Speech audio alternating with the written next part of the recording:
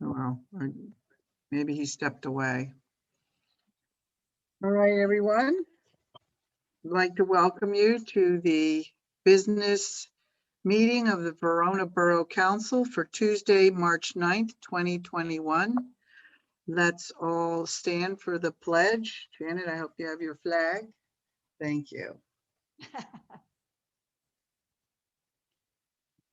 I pledge allegiance to the flag, United States of America, To the republic for which it in which stands, it stands, one one nation, nation, under God, under God, indivisible, visible, with liberty, and justice for all. for all. Thank you. Okay, Mayor, if you could do the roll call, please.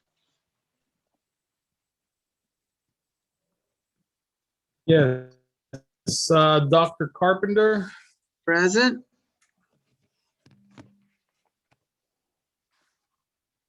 Mr. Matlin, I'm present. Mrs. Provenza, present, Mrs. Loelbo, Present.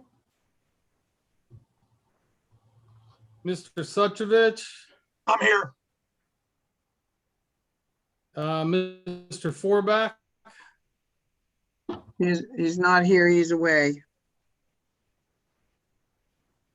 okay, Mrs. Redzak Showalter, Present. Mr. Alexander, our solicitor, Present. Mr. Pitch, our engineer, Present. and I don't know if Mr. Ken is here or not, the treasurer, I don't believe and so. myself, Mayor Recupero here. Great.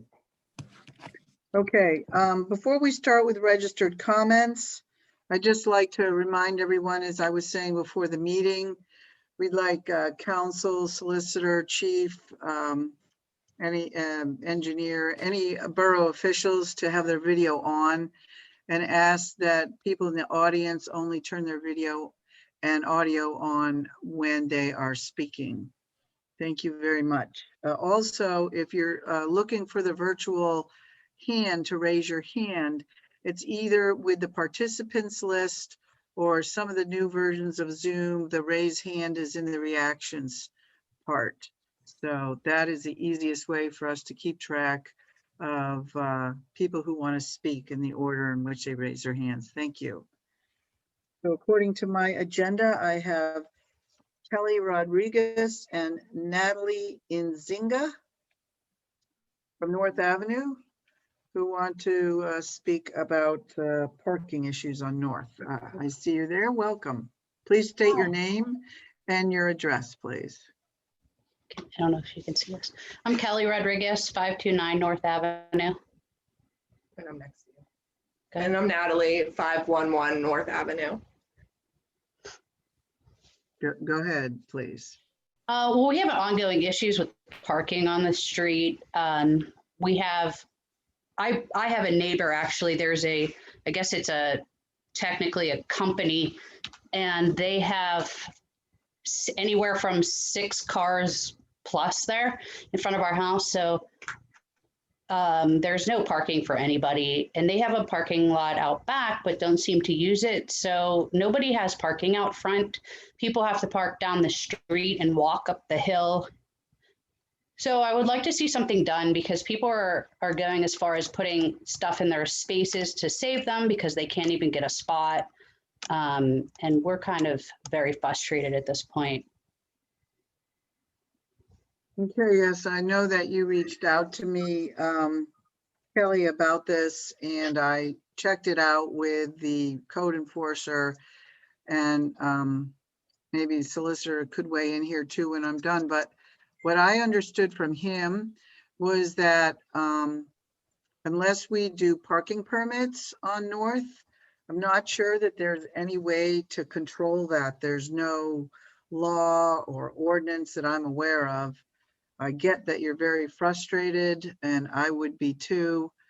I'm just not sure, other than establishing a permit parking situation, whether or not there's anything we can do about making them park in their park. Greg, is there anything where you can weigh in on that? What about the lines, Madam President, that have been discussed in the past for North Avenue?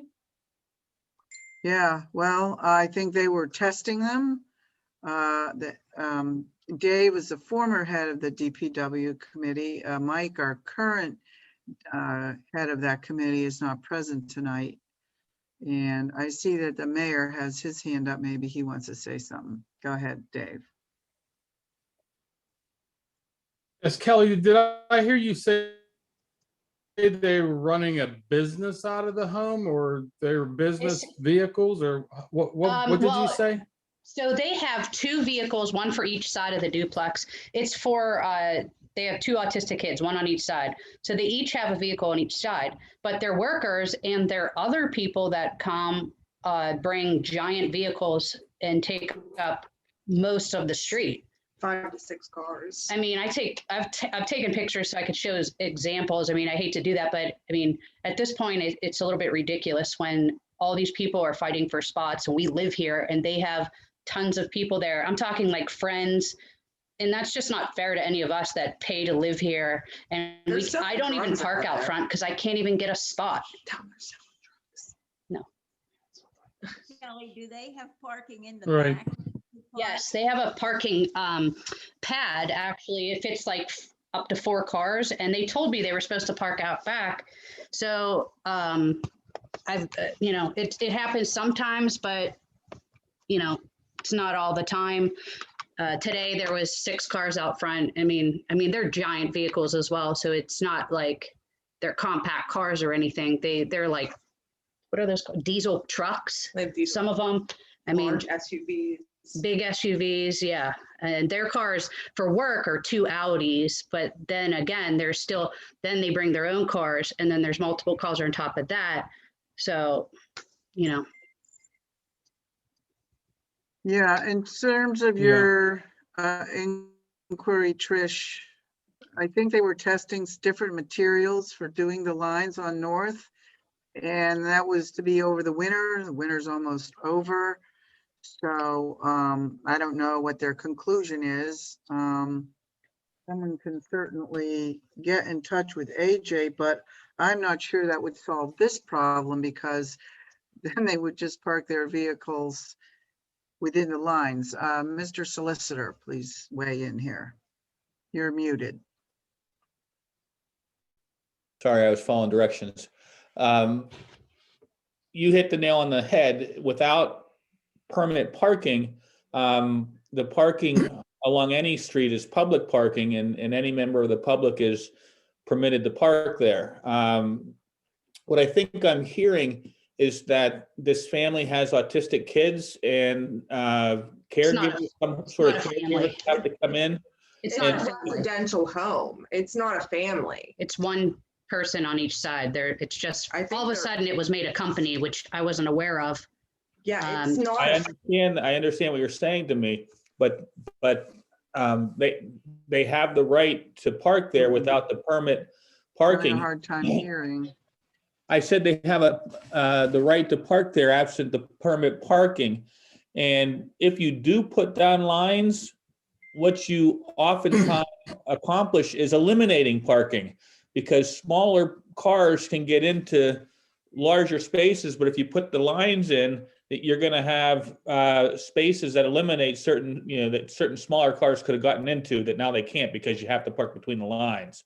It's a frustrating circumstance. So I think that, you might want to explore the option of permit parking up on North Avenue, and maybe, grant 2 spots per house. I don't know how you want to accomplish it, but it's something we can look at maybe in our ordinance committee.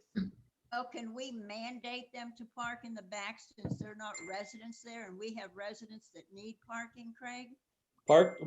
Street parking is not residential parking. Anybody that has the ability to park on the street is allowed to park there. We can't mandate them to park in the back where there's already parking back there? You can establish permit parking on the street, and then they'd only be allowed to park a certain number of cars in the front on the street in I a understand residential that. permitted parking zone. I understand that. I meant, was there any way we could mandate them to park in the back? And again, I've answered, no, you may not. You cannot do that. Okay. They're So how do absolutely, we start permit parking? okay, the chief. Wait, let's the chief let has- let's let the chief weigh in here.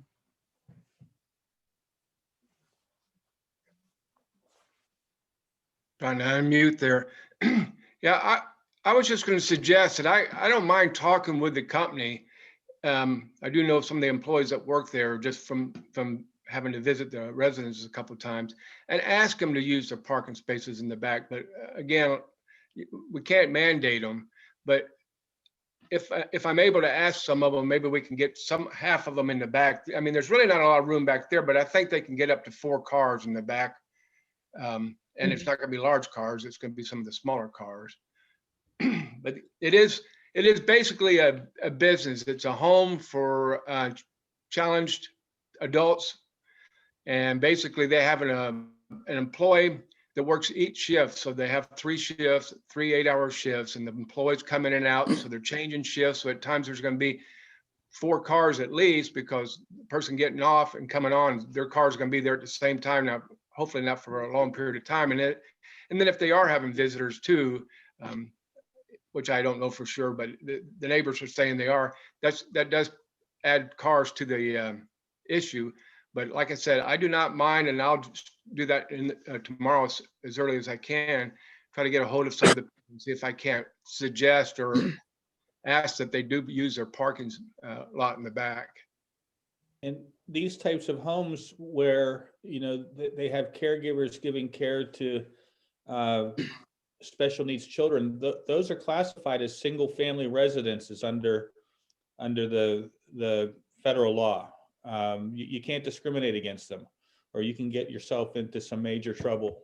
Well, we're not asking to discriminate against anybody. That's not what we're here doing. And I don't want it to sound that way. I understand Especially completely what you're trying to do, is trying to free up spots so that you can park in front of your own home.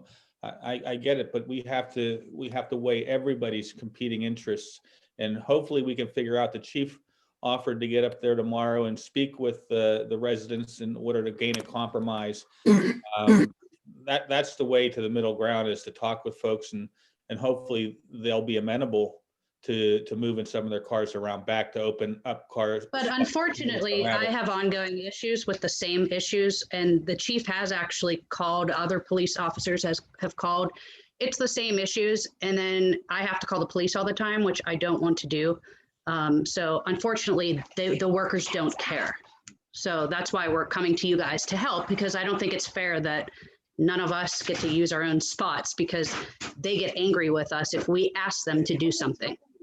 Like, the lady threatened me already, and I've called the cops over that. I mean, it's just ongoing, and I'm tired of it, to be honest. So, I mean, it goes deeper than this, but this is where I'm starting, at least, because I think it's ridiculous.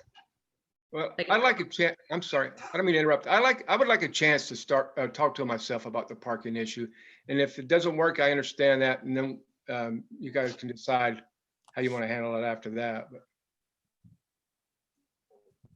Kelly, do you think permits would help to alleviate the problem? I think so. I feel like, well, with me, there's only 1 car. So really, I don't really have that, I've been parking on my parents' across the street, actually, because I don't want to fight with them. I see them hit cars. I had to put cameras in. So, I mean, it's a little bit more, of a story. I think it would at least help the other neighbors that have multiple cars. They also get into a little bit tiff with everybody about this too. I mean, they leave stuff outside so that, in front of their spots, so that they can have a spot. So I think it would help them as well, because there are so many cars on the street. So, I'm just trying to help everyone, because it's literally ongoing, and I don't know what else to do. So I see that the mayor has his hand up. Go ahead, Dave. Yes, if they are putting chairs Chief, notify the officers to take those chairs. And because that is illegal to put chairs out in front of your home. And the other thing is, these people that, do those people own that house, or or is there a company that owns the house and they just work there? It's rented from Greg Faracco. He owns that building. Well, Craig, Chief, why don't we get a hold of the homeowner and tell them the problem we have? No use going to somebody that just rents the house. We need to go to Not the to cut you homeowner off. that actually owns. I have spoken to him many times and he really does not care. So, I mean, I have his phone number. You know, I brought up them parking in my yard in the back, however many times. You guys had to put a sign out there because they keep tearing up my grass, you know, so honestly, he doesn't do anything. So here's what I'm thinking. The first line of defense would be for the chief to do what he said he would do tomorrow.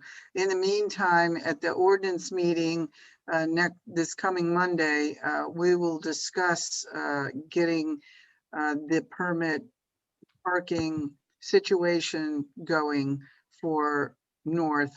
And Trish, who is the new head of the ordinance committee, can talk about that, but also has personal knowledge because she lives on North as well. So this is the perfect situation, and I'm sure that we can come up with a solution. The only problem is it won't be instantaneous. That's the only thing. We can't promise it'll be instantaneous. We'll see what the chief can do tomorrow. We'll do our best. We'll do our absolute best for you, I promise. Thank you. Thank you. Okay, thank you. The next person on registered comments is Jessica Verona. I know Jess is here somewhere. Hi, this is Jessica. I guess, should I start my video? Yeah, that helps. Thanks. All right, so yeah, 722 Verona Street. I'm just here to give a quick update for everybody on plans for Verona's sesquicentennial celebration. A lot of you already know what the plans are, but for the general public and make sure everyone's in the loop, we did push back some dates. We originally had some festivities scheduled for, I think it was July, and just due to some concerns about COVID restrictions still being in place and not being certain what was going on, we pushed them back farther into the late summer, early fall.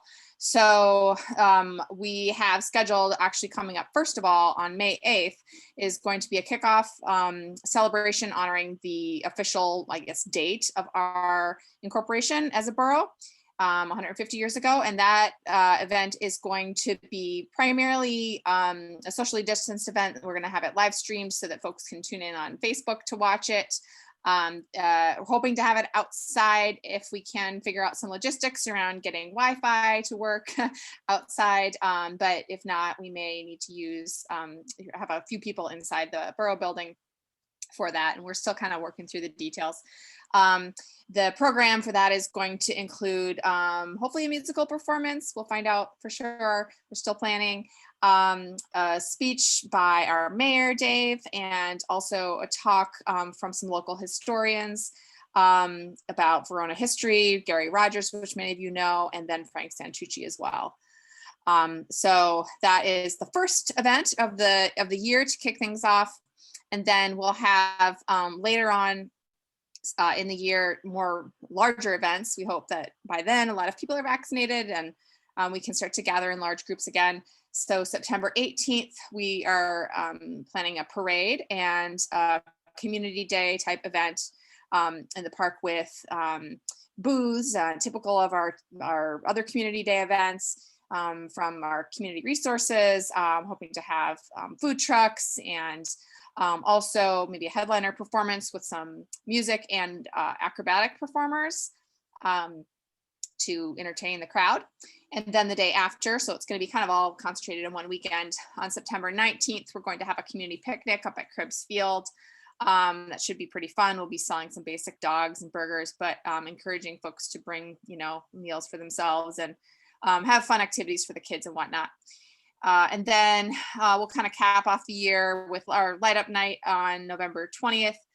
where we will be dedicating a time capsule and have a little celebration of that. We first thought we might do the time capsule in the spring. So if you've heard of that plan before, we've decided that it would be better to have it in the fall or at the end or in the winter, so that we could add items from the sesquicentennial to the time capsule. So we'll do that along with, maybe some window decorating, cookies and cocoa, and maybe some tree decorating, fun crafts with the kids and that sort of thing.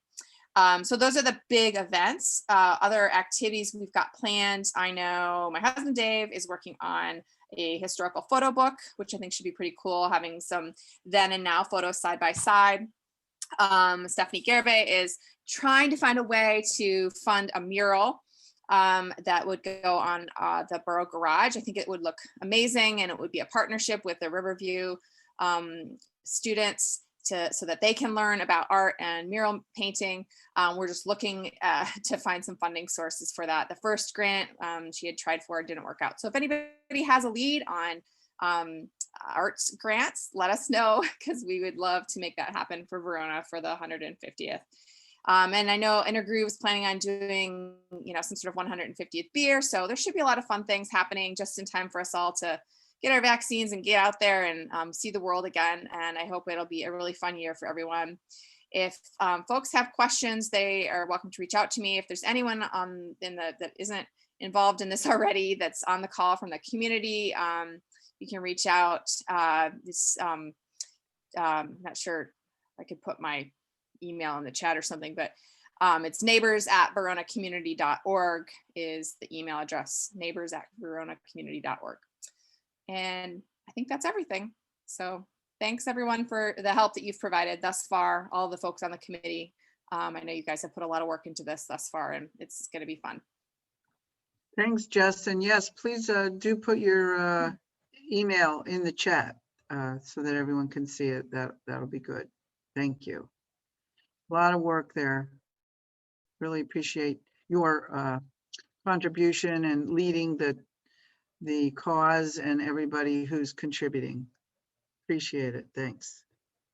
I have next AJ from the street department to talk about the trees at Cribs, but I do not see him on here. If I'm missing him and someone else sees him, let me know.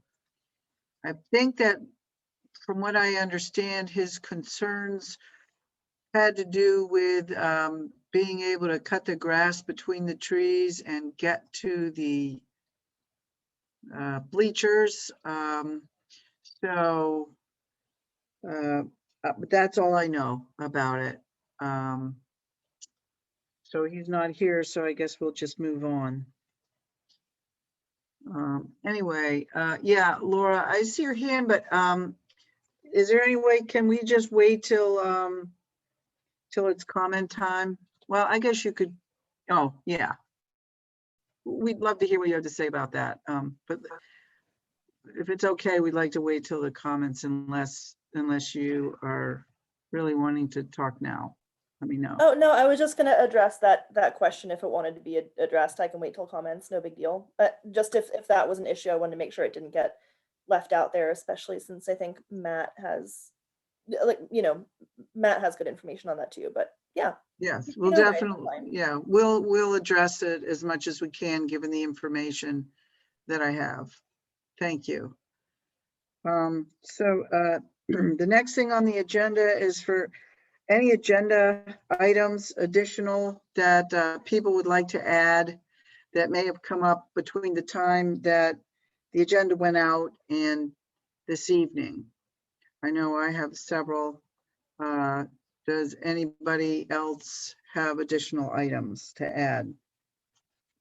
Yeah, I have a couple of items, Nancy. I don't know if you were going to mention your items to add. No, go ahead. One is to discuss and potentially a motion to hire a new bookkeeper effective April 1st. And the other is a discussion and a motion to look at hiring a new payroll service provider. Okay, I was gonna do that, but if you want to do it, that's fine.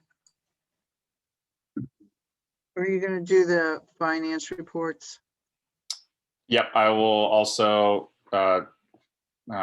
present the finance reports. Okay, good. Thank you. Anyone else? Okay, for mine, I was going to, well, I had about the bookminders and some other stuff about that, but I am going to let Dave take care of that. The other things that I'm adding to my agenda items are an email from Jerry Kenna and also a report on a council development session that we had with Susan Hockenberry and subsequent motion to potentially continue her engagement with us. So those are my two. Anybody else have additional, Craig, Solicitor, Mr. Alexander, thank you. Thank you, Dr. Carpenter. There are two action items on my report right now. One, those two are both resolutions for acceptance into the Allegheny County Property Recovery Program. I have an additional resolution adopting the Comcast cable franchise agreement. Our cable franchise agreement expired this past year, and we need to renew that agreement with Comcast. And generally, franchise agreements are 10-year periods. We are at the maximum level of payment from Comcast at 5%, and I have a resolution accepting that agreement and adopting it for the 10-year term. I also have the Kirkland cleaning agreement. I'm not certain. I believe that it was approved at last month's meeting or at the workshop meeting when we went through all the bids. I think Councilperson Suchovich may have made the motion, but we have the signed agreement. So if it does need to be approved again, we can do that. And then I also have, and I don't know if it's on the agenda, I've been trying to scroll through the agenda to see, but I have a motion to adopt the findings with regard to the Municipal State Associations of Boroughs Municipal Retirement Trust, and to authorize based on their findings and calculations. Those are Okay, thank you, thank you. Anybody else? I don't think so. Okay. Now we will take comments from the public on any agenda items, including the ones that were just added. Please raise your virtual hand, clearly state your name and address, and limit your comments to 3 minutes as much as possible. Let's see here. I see Laura Jacko. Thank you very much. Laura, you're up. Is this when you wanted me to talk, or did you want me to wait till the end? No, it's fine now. That's good. It's on the agenda. I have Oh, okay, great. Yeah. So Matt and I went last Thursday with a person from Tree Vitalize to go place the trees. I'm really grateful to Matt that he took the time to go with me, because I know that he probably has the best understanding of what's going on as far as like where we're putting things, what's under the field, you know, as far as electrical lines and stuff like that. And Matt actually did make sure that we, as we were placing the trees, that they would have enough space for mowers to go around them too. That was something he thought of, which I wouldn't have, and he did. So thank you, Matt. And that is something that has already been thought of, actually. So I'm really happy to say that. And I feel happy that I decided to bring Matt along with me for that. You know, happy to take any other questions, but I think that one good thing about the trees too, well, among many, is that Matt had also pointed out, and I do agree, that they're going to suck up a lot of that water, that the issues that we have with water on that field, they'll be helpful with that, especially as they grow over time. So I'm looking forward to them being, you know, a good asset for that area.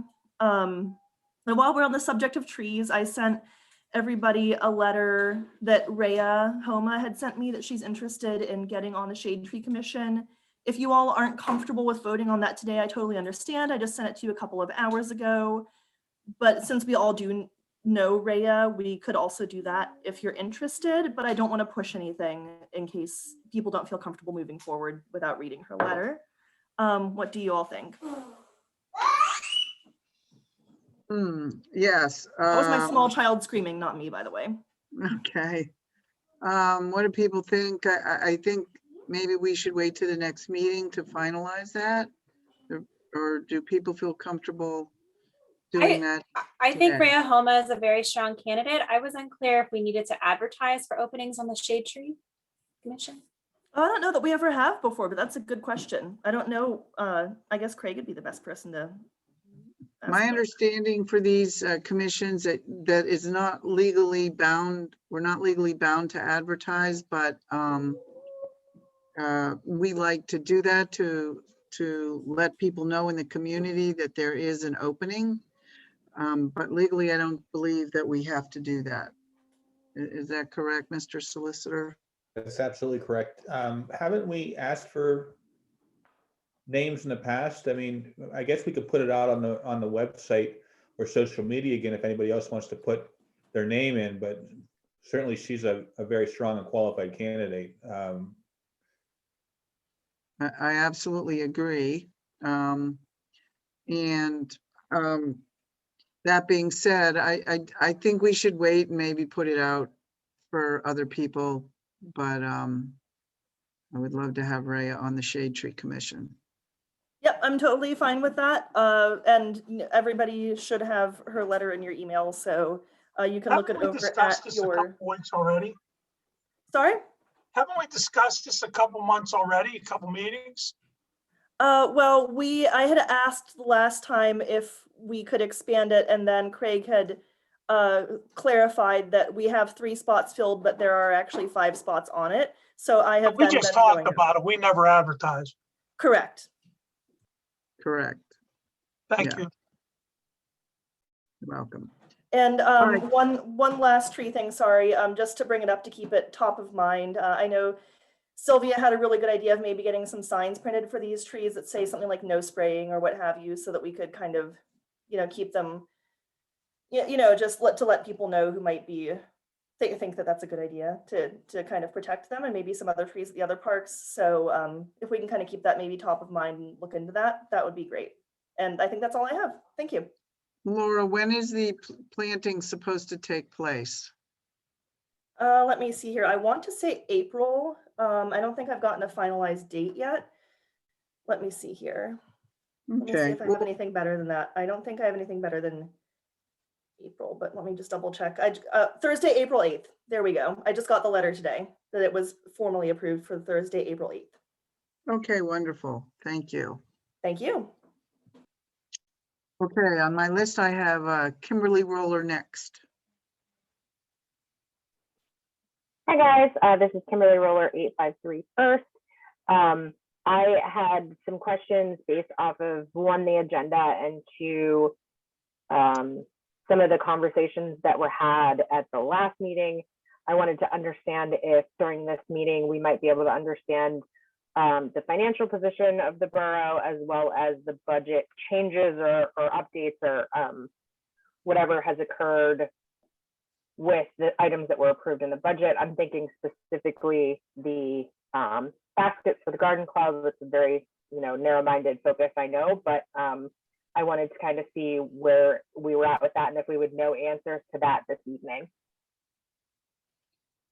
I think that's going to be covered throughout the course of the meeting. And if your questions are not sufficiently answered, then please come back on at the end and we can answer any more questions to the best of our ability. Thank you very much for your time. Thank you. Matt, I think you had something to weigh in here, maybe about the trees. Yes, I did walk the site with the arborist and with Laura this past week. I didn't know that AJ had some questions, so I will reach out to him tomorrow. We do have flags and paint on the field where the trees are proposed. So I do think we have some room to move them slightly. So if there's any of them that he feels are too close to something, I'll work with him and we'll get that straightened out. Okay, that's a great resolution to that. Thank you, Matt.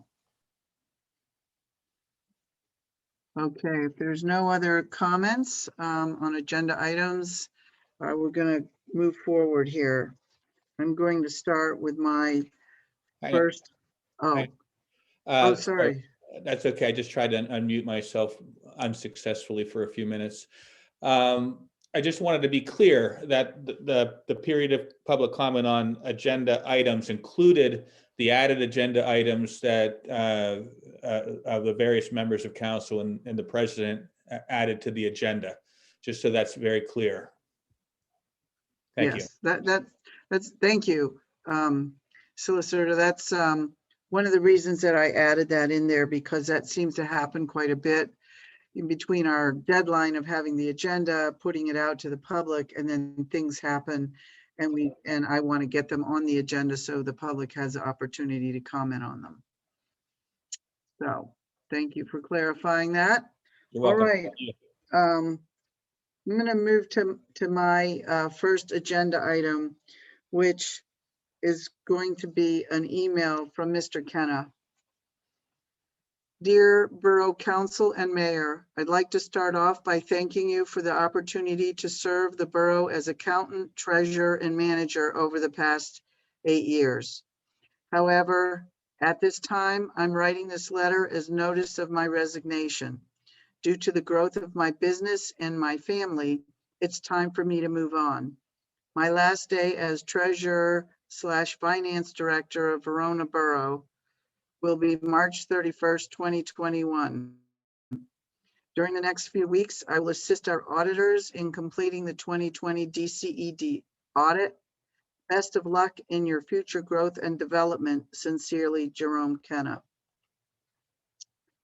So I would also like to thank Jerry for all of his efforts in the growth and development of the Borough of Verona. But at this time, I will take a motion and a second to accept Mr. Kenna's resignation. I'll make a motion to accept his resignation. I'll second. First by Mr. Suchovich, second by Mr. Matlin. Any other questions or comments, including from the public, since this is a motion that was not on the agenda before? I would like to also say thank you to Mr. Kenna for all his efforts and for his hard work and getting the borough into financial shape that it is. It's a lot better since he took over. And whether a lot of people agree with that or not, I think Jerry did a fairly fine job. Thank you. Okay, we're still in the question and comment period, and I see Stephanie Garibay has her hand up. Yes, thanks to Jerry for putting us in a difficult financial situation. Maybe he got us out of whatever it was, but I hope he is held accountable for his actions or lack thereof. After his, I hope this isn't just a scapegoat and he doesn't just get away with ruining, maybe not ruining, maybe I don't know everything, but to sit here and say he did us a great service, that's horseshit. That's complete horseshit. So thanks, Jerry. That's all I have. Okay, thank you, Stephanie. If there are no other questions or comments about this motion, all those in favor, please say aye. Aye. Aye. Aye. And any opposed? Okay, motion passes. So Jerry will continue to help us with finances and the audit and several other items until the March 31st of this year. I was going to go ahead and talk about some other things regarding that, but Dave is going to take care of that in his report, Dave Matlin. The next item on my agenda has to do with a council development session that we had on Saturday, March 6th with Susan Hockenberry. It was part of her proposal that we accepted back in January for her to do some interviewing and making some recommendations to the council. We had that meeting on the 6th. It was 3 hours, and it was very informative meeting. I appreciate Susan's Ooh, everybody likes their dinner. Steph, could you please mute?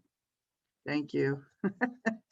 Anyway, so there are many recommendations that came out of Susan's report and this gathering that we had to learn about what she discovered. At this point, so many of those recommendations are things that I personally would not know precisely how to accomplish. And I'm fairly sure that no one else on council would know either. So we're looking for her to continue to assist us. Particularly what is most currently needed is figuring out our cash flow analysis and helping with the transition to our new bookkeeper. So I'm looking to have a motion even to engage Susan Hockenberry at the previously agreed upon rate for 20 hours, not to exceed $1,500 over the next 5 or 6 weeks while we are making the transition from our former treasurer, finance director to bookminders and another payroll company.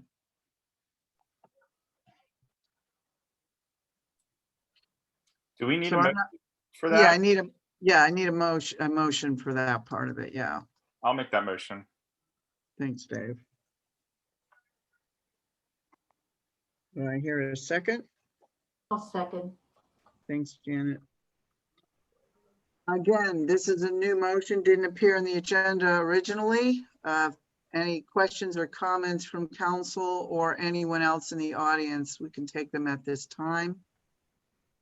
Can you just restate the hours per week and how many additional weeks we're speaking and the hourly rate, please?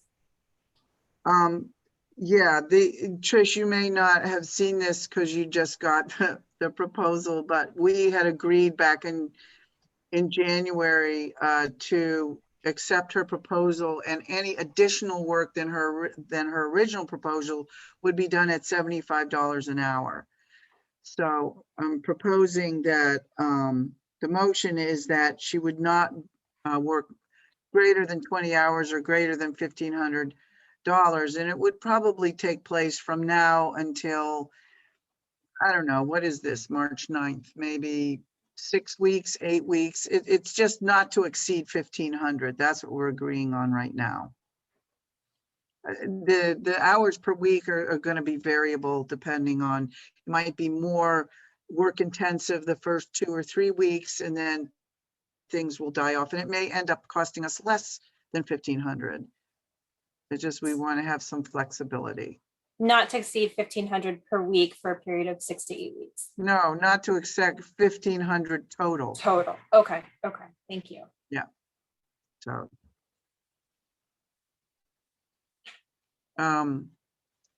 Any other questions or comments? Okay, in that case, and if you guys who are voting could unmute. Anyway, all those in favor, please say aye. Aye. Aye. Aye. Any opposed? All right, great. Let's see, what else do I have here? Okay, all right. I believe that about a week or so ago, maybe more, Marcia sent out the meeting minutes. Everybody should have had an opportunity to review those minutes.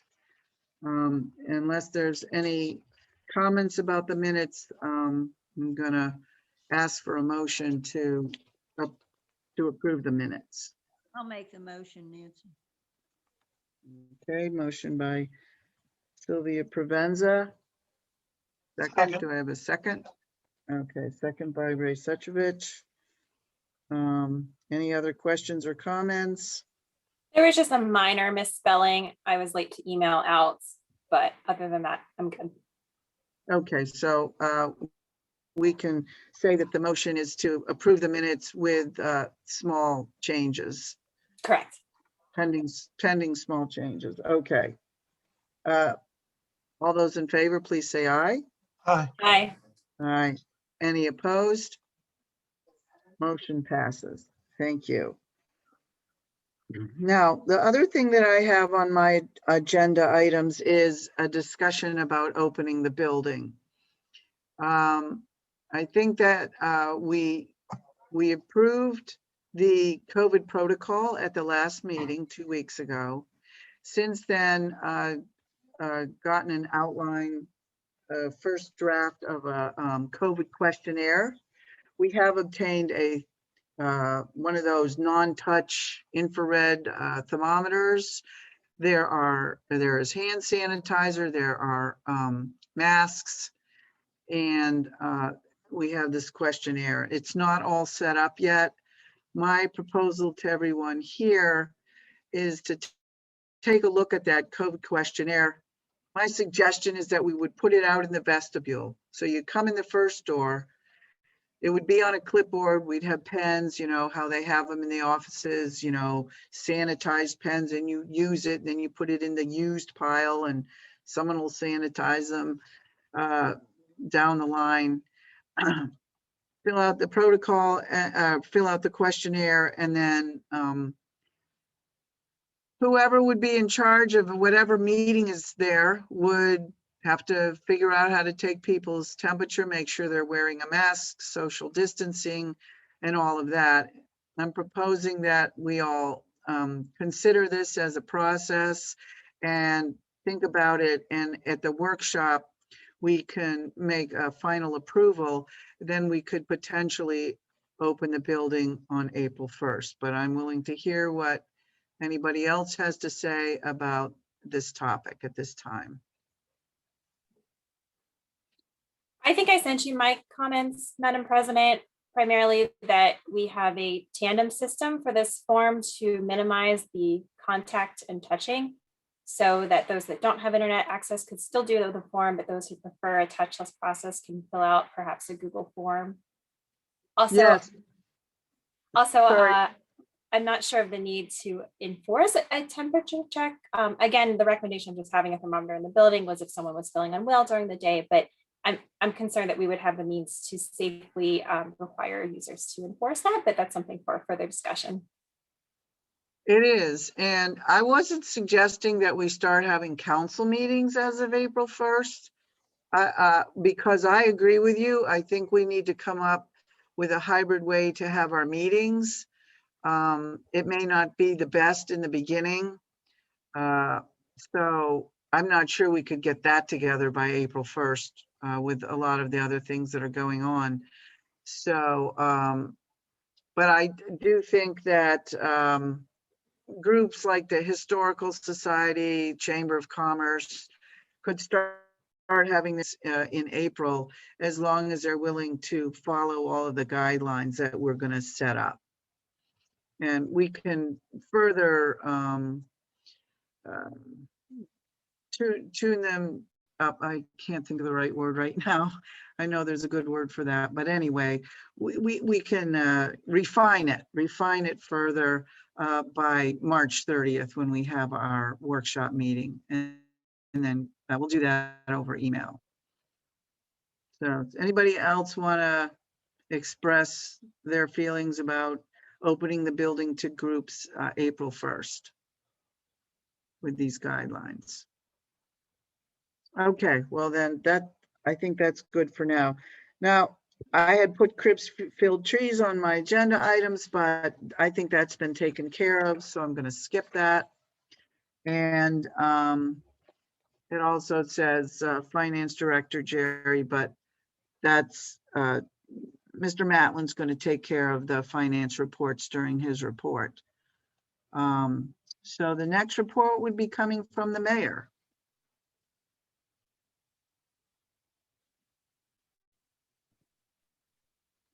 Okay, I got three real quick things.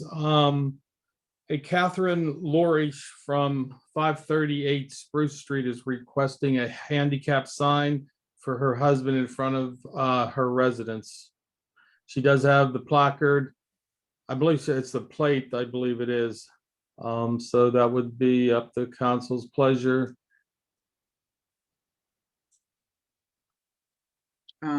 This is a different one than the one we just approved 2 weeks ago. That one was on Union Street. Okay, I make a motion, we let him have it. Second. okay. Any other questions or comments? All those in favor say aye. Aye. Aye. Any opposed? Okay, motion passes. Chief is here. or no, Thank you. I mean, oh. Someone will get with AJ. Oh, I could get with AJ, I guess. I guess that's my job now. 538 Spruce Street, And right? Chief, could you? Okay. Yes, 538 Spruce Street. Okay, someone will get with the street crew to tell them to put that up. And Chief, if you could get with those people, I guess, just to make sure everything's in line. I believe Nets said they had a plate. Okay. And so does the street go crew from there. also, do they paint the curb blue as well? Yes. Okay. Thank you. The other thing, the other two more things I have, Memorial Day Parade is coming up naturally in 2 months. Excuse me. And I was, they got in touch with me and they're gonna have a meeting the week of the 22nd, I believe. So that's gonna be before the workshop. They are gonna go through with it. They wanted to know if, we wanted to go through with it. And I says, I will bring it up to the board.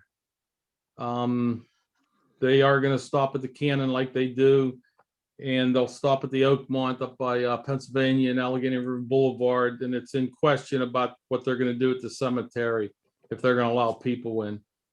So I guess what I'm asking is your blessing on having the Memorial Day Parade come through Verona. Because I guess it's already set up to go, Oakmont's going to do it. Will masking or social distancing be required? Most definitely, yeah. Okay. But I would need to know by the end of this month, so on to the meeting, and I need to tell them yes or no. So I guess I have a question for things like the band. How do they wear masks and socially distance when they're marching down the street? I have no idea. I'll find, there'll be more information, like I said, at the end of the month. I was asked to go to the meeting and to represent Verona, actually, and I'll have more information. But right now, we just need the yes or no on it coming through Verona, starting in Verona. I would make that motion to support the Memorial Day Parade coming to Verona. Second. Second by, okay, first by Trish Redzak Showalter, second by Janet Loelbo. Any other questions or comments? All those in favor say aye. Aye. Any opposed? Okay, motion passes. Thank you. And Dave, All right, I'll after you let go them to that, know. yeah, after you go to the meeting, if you could email all of us sort of a summary of what they're thinking about, so we have it before the 30th. Yes, Thank you. yes. The last thing is, and we don't have to discuss yes or no at this meeting, that could be for the workshop, is being that the 150th anniversary is this year, I do want to have the Verona Chamber of Commerce car cruise in August. So like I said, you all can think about that, then we can discuss it. It's a, workshop item actually, but I just wanted to give you the heads up on that. And, we can go from there at the next meeting. Would that be August 14th? Is it the second Saturday? Yes, the 14th, yes. Okay. That's all I have at this time. Thank you. Thank you, Mayor. Police Chief's report. Good evening. For February, we had 124 complaints, received 16 crimes reported, and 12 were cleared, 4 total arrests. We had 3 crime code summaries issued and 47 vehicle code summaries issued, 16 borough summary issued, and 84 parking tickets that were issued. Our revenue sources were the magistrate's fines collected was $697.85. The borough fines and fees collected was $545. Police reports purchased $75. Municipal fines, $21.72. Total fines and fees collected was $1,339.57. Another $120 was collected for parking permits. That's all I have for this evening. I have a question, Chief. Sure. Are we not collecting amusement device permit fees this year? I've talked to the mayor about that a couple of times, and Dave, if you have something you want to say about that, or. They've been closed. A lot of the bars, as we know, have been closed, and we figured we were going to hold off on that until further notice. They are opened just recently, in the last several months. But I think we should hold off on that a little longer. We could always start it up when things get back to normal here, hopefully within the next, couple of months. Yeah, so I'm thinking that at this time last year, we really hadn't shut down yet, which is why we collected those fees. Right, that we usually collect them in January, and we didn't shut down until basically this time last year. Right, okay, I see. All right, thank you. So I'll take a motion to accept the police chief report. Make a motion. Motion by Mr. Suchovich, second. Second. Second by Mr. Matlin. Any other questions or comments? All those in favor say aye. Aye. Aye. Any opposed?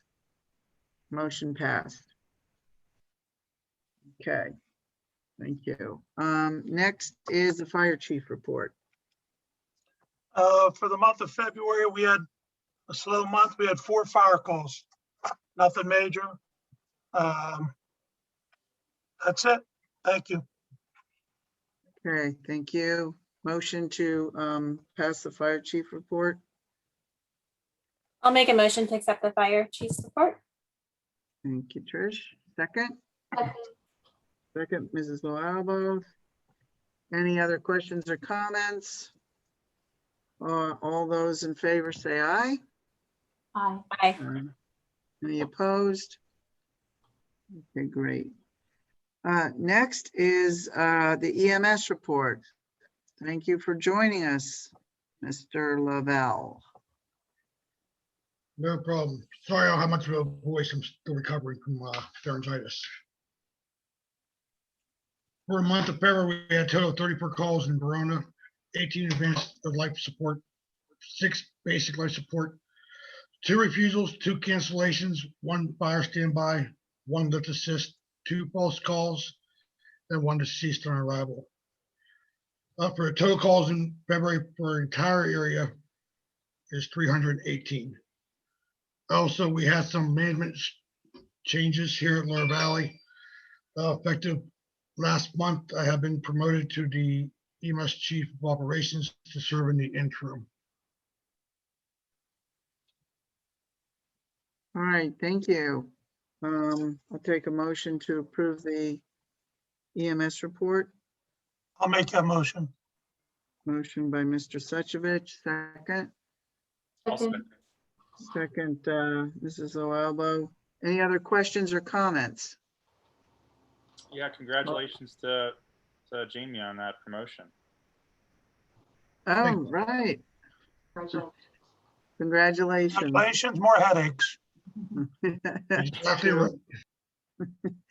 All right.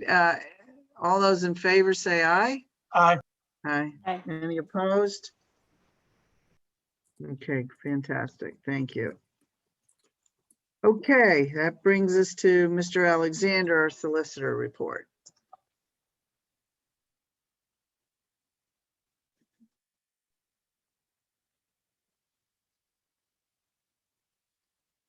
Greg, I think you're You're muted. muted, Craig. Sorry about that, guys.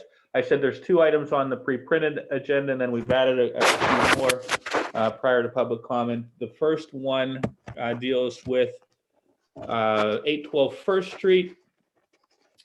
And it is a resolution of the Borough of Verona approving that the acquisition and the subsequent disposition of a parcel of vacant property known as block and lot numbers 364-G-225 would be in accordance with the comprehensive plan of the municipality. Municipality means borough. That's the wording from Allegheny County, and that approves that 812 property for the Allegheny County vacant property recovery program. So motion. We need a motion to accept the resolution for 812 First Street. Make that motion. Motion by Mr. Suchovich, second. Second. Second by Mr. Matlin. Any questions or comments? Okay, all those in favor say aye. Aye. Aye. Any opposed? Okay, motion passes. Second resolution is identical to the first. It pertains to 515 East Railroad. It's a resolution of the Borough of Verona approving that the acquisition and subsequent disposition of a parcel of vacant property known as block and lot numbers 364P312, and that's the 515 East Railroad lot and block, would be in accord with the comprehensive plan of the municipality. And a motion would be in order to approve that resolution as well to I'll make that position. the county of the dispose of that property. Okay, motion by Mrs. Provenza, second. How about second? Second by Mr. Suchovich. Any questions or comments on that resolution? All those in favor, please say aye. Aye. Aye. Any opposed? Motion passes. The final resolution I have is pertaining to the cable franchise agreement. I did forward the franchise agreement to all of mayor and council earlier today. It's a resolution of the Borough of Verona, County of Allegheny, Commonwealth of Pennsylvania, approving and authorizing the execution of a cable franchise agreement between the Borough and Comcast of Pennsylvania, One Incorporated. A motion to approve would be in order. Craig, before we do that, can you just sort of expand a little bit on what this does for us? Sure, it allows Comcast to continue operating within the borough confines. Let me see if I can pull the agreement up here. Comcast has agreed to pay the borough 5% of 5% of their monthly gross revenues to the borough as a part of their franchise fee. And under the FCC rules, that's the maximum amount that can be negotiated between a franchisee or local municipality and the cable franchise. So the Borough of Verona is at the maximum amount that is able to receive from Comcast with regard to any fees that it would pay to the borough, and it's a 10-year contract, just like every cable franchise agreement. It's a 10-year contract. You are allowed to enter into long-term contracts with regard to things like the cable franchise, because they aren't legislative in nature. They're what's called ministerial or administrative. You're allowed to tie the hands of future boards to do that. What you can't do is enter into long-term contracts on legislative issues like the hiring of a chief of police or something like that. That's an important governmental function. So our agreement expired at the end of last year, and we have to enter into a new agreement to keep the relationship with Comcast going into the future. Okay. Now, I do know that we probably could not say how much we're actually getting per year from Comcast without me shuffling through my papers and looking that up, unless Dave had that at his fingertips by some miracle. But I think it's a decent amount of money. And so that means that my Comcast bill that I'm paying, there's a small amount that actually goes to the borough. That's correct. That's fantastic. Okay. So with that, unless anyone has any other questions, I'll take a motion to approve the resolution for the Comcast franchise agreement. I'll make that motion. Okay, first by Mr. Suchovich, a second. Second by Mr. Matlin. Any other questions or comments? All those in favor say aye. Aye. Aye. Any opposed? Motion passes. Thank you. That deals with the resolutions. Also on my agenda is the agreement between the Borough of Verona and Kirkman Building Services LLC. We did approve and accept their bid at the workshop meeting, and I was tasked to prepare an agreement, and Kirkland did send over a proposal, and I modified that proposal to include language that that says it's agreed that any employees of Kirkland Building Services providing cleaning services for Verona shall maintain current background clearances, Department of Human Service Child Abuse History Clearance, Pennsylvania State Police request for criminal records check, and federal criminal history record information, or KIRA, on file at the Borough Building, and that no employee without updated clearances shall provide services to Verona. The parties agree that the need for clearances are due to the confidential nature of documentation that may be present in the police department during the cleaning process. They have signed that. We also included in there, made sure it was in there, that the History Center will be cleaned on a monthly basis. And that we did include in there the Public Works bathroom, though the chief said to me that we only did that for the sanitizing, and the Public Works actually cleans their own bathroom. But I would request that now that they've signed off on the agreement, that we accept that agreement and return the signed copy to them. Okay. So I don't think do we need to make a motion for that? I would make a motion for that. Okay. Take a motion to accept the agreement with Kirkman Cleaning Services. I'll make a motion to accept the agreement with Kirkman Cleaning Services. Thank you. And second by Mrs. Villalbo, first by Mrs. Redzak Showalter. Any other questions or comments on this agreement? All those in favor say aye. Aye. Any opposed? Motion passes. So the last thing that I had for action on my agenda was the contribution for the MMO, and I see that it's under Mr. Matlin's report, so I will defer to Mr. Matlin on that in his report. Just to conclude my report, we did meet at our code and ordinance meeting on the, I believe it was the fourth Monday of the month. We now have a new date, which I'm sure Ms. Redzak Showalter will go over in her report. I also walked the tree area with Mr. Pitch on the Beaver Jack issues before his meeting with the owner, so that I could get an idea of actually what was going on in that, and so that I would be able to communicate effectively with whoever wanted to talk about it. I know we had some public participation, and in case anything further comes out of that.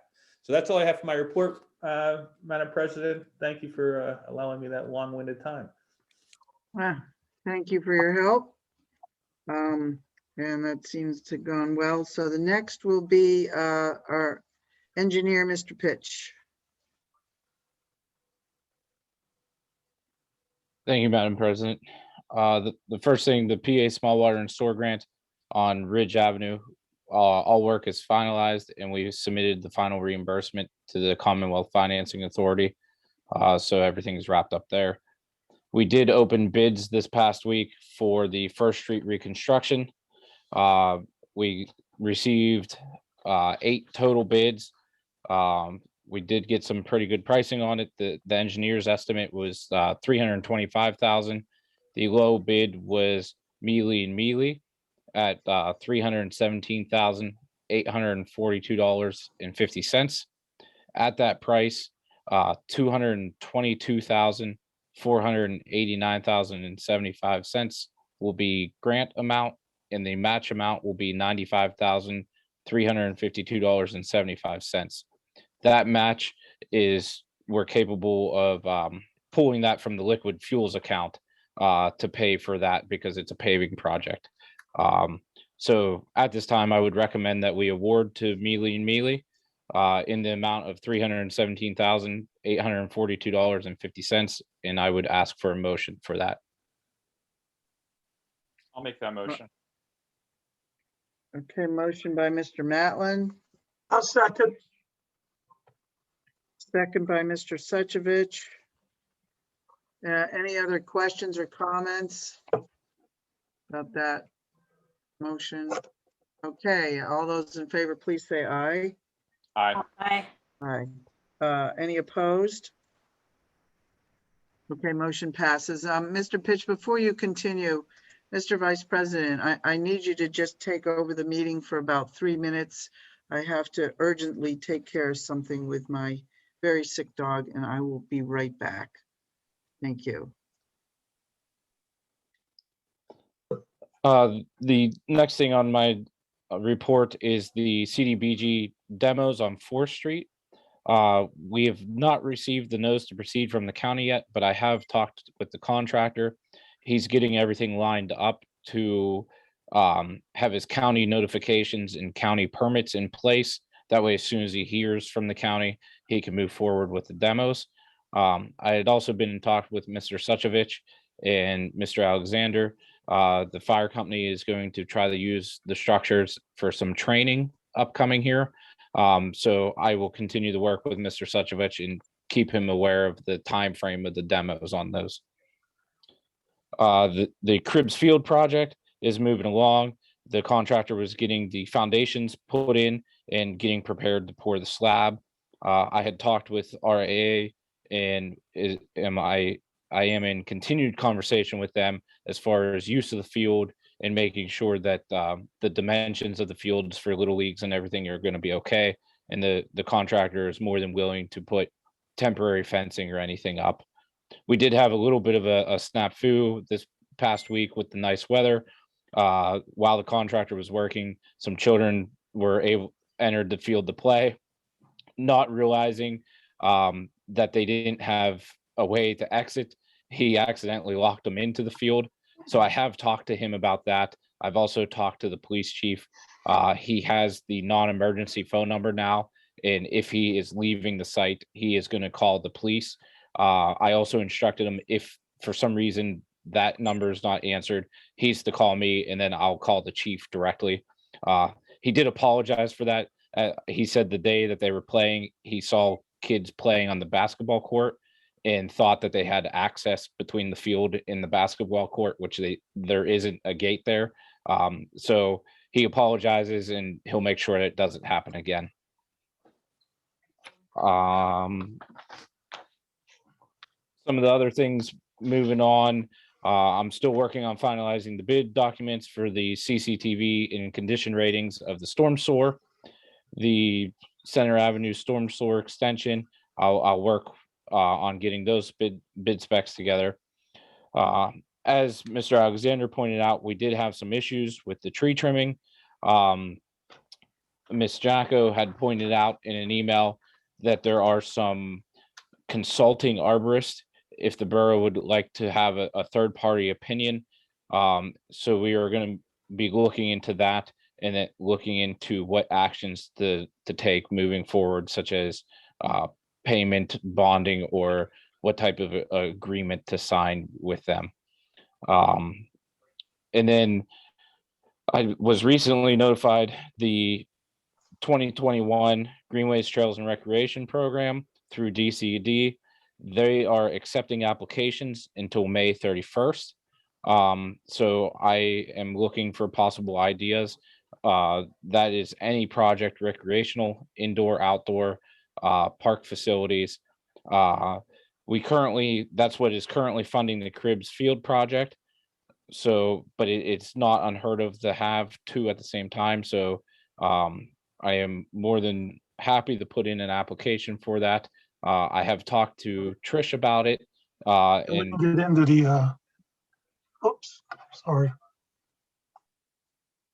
So moving forward, if anyone has any ideas that they want to reach out to me with, I'd be more than happy to put some cost estimating to it and talk more about it at the next meeting, and be prepared to possibly submit another application for that. And then the 2021 DCNR small community program is available. I've also talked to Trish about this. One of the stipulations of that is you have to talk to the regional manager of DCNR. And I was emailing Trish today. It just so happens that the regional manager is going to be in town next week, and Janet and Trish are meeting with her. So after they discuss it, we may look to possibly submit an application for that as well. And that again is for community park upgrades and recreational upgrades. So that's all I have for my report, and unless there's any questions.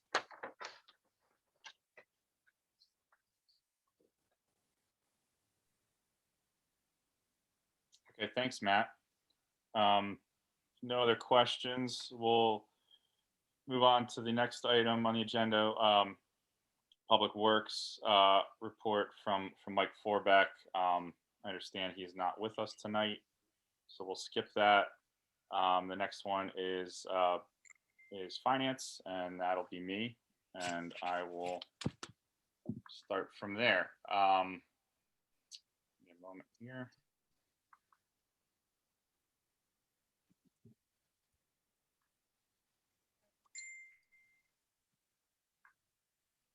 So the first thing I'll go over is the finance manager reports, which everyone in council should have received. The cash disbursements report shows everything that was paid during February. So I'll need a motion to pay the bills for February. I'll make that motion. Okay, motion by Mr. Suchovich. Do I have a second? I'll second. Second by Ms. Loalbo. Any questions or comments? Okay, all those in favor say aye. Aye. Aye. Aye. Any opposed? I'm Okay. back. Thank you, Dave. Yep, no problem. The second item is the tax collector and special tax report.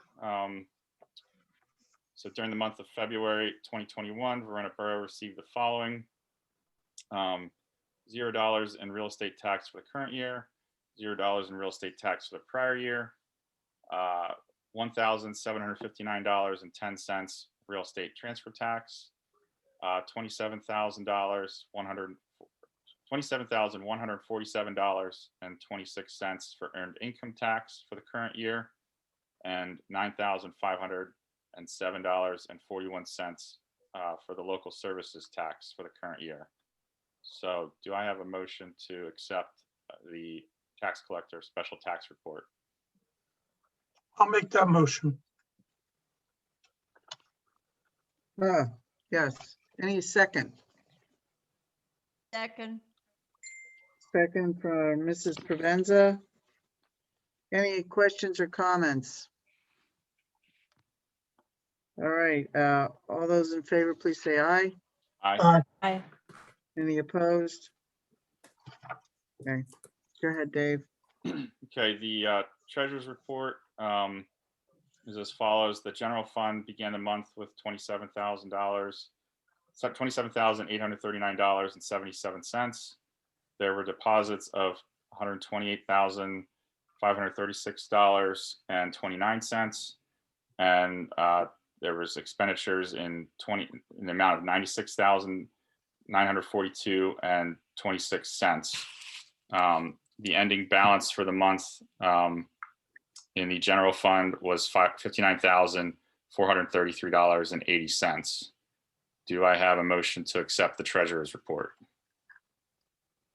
I'll make that motion. Okay, first by Mr. Suchovich. Second, Second. second by Mrs. Loalbo. Any questions or comments?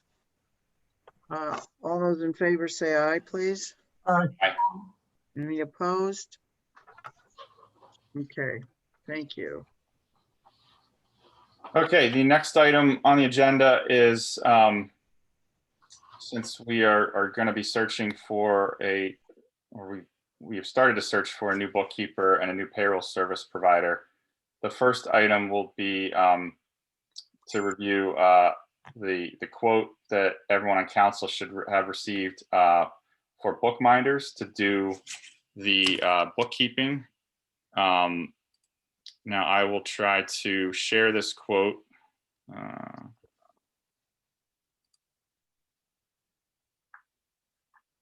can share a screen.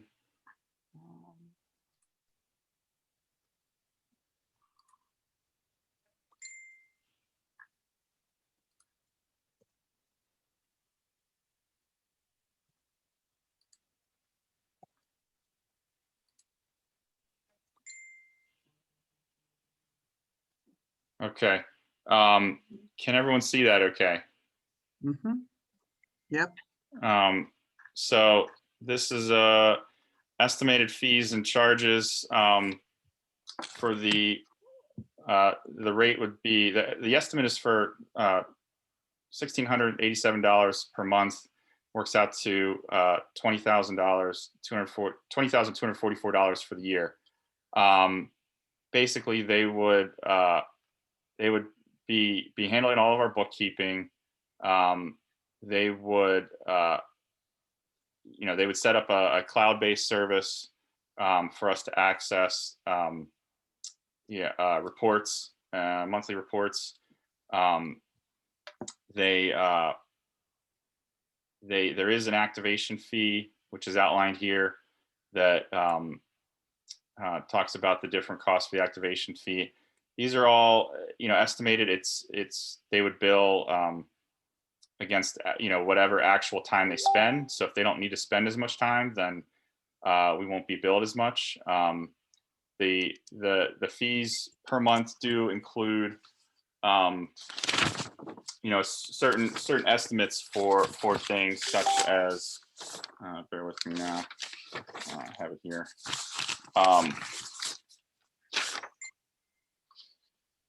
Basically, they're planning on 1 hour a month for preparing reporting. That's any additional reports that they may do for us. Basic balance sheet, profit and loss type reports are all included in that. That also includes 30 minutes per month to allocate payrolls to the correct DCD accounts. One thing that Bookminders does have experience in is working with other local governments. So they are familiar with the DCD chart of accounts and how government funds and accounts are set up. There is also I believe they're assuming 85 bills and system checks per month, and 1 hour a month to reconcile investment accounts, if that's needed. So I think those are all pretty good estimates. We may not even need all of that time, so it could end up being a little bit less. But this is their estimate. Trying to think if there's anything else I need to touch on. Does anyone have any questions at this point? Dave, is this to replace Jerry Kenna's services? This would be to replace the bookkeeping portion of Mr. Kenna's services. He was also providing payroll services, which will be a separate, that'll be a separate item that I'll get to in a moment.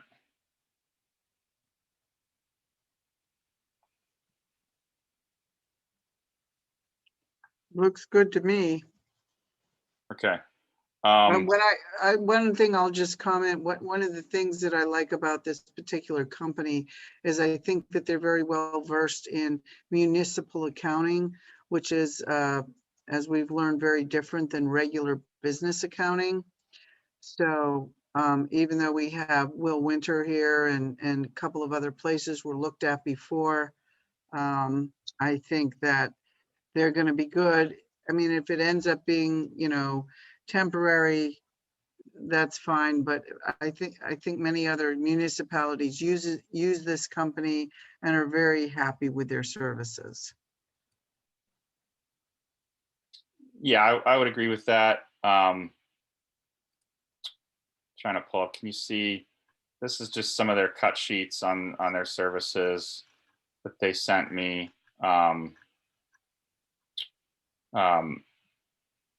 Yeah, the idea is I think I'll work with them as my role as finance chair. Once we hire a borough manager, the borough manager will be able to work and see the same reports, and we'll have to work to develop sort of a new workflow as far as the bills coming in and coding them and getting them to the bookkeeper. But as far as oops, did that disappear?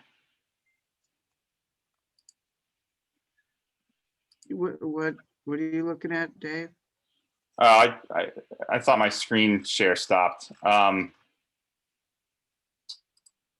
So, okay.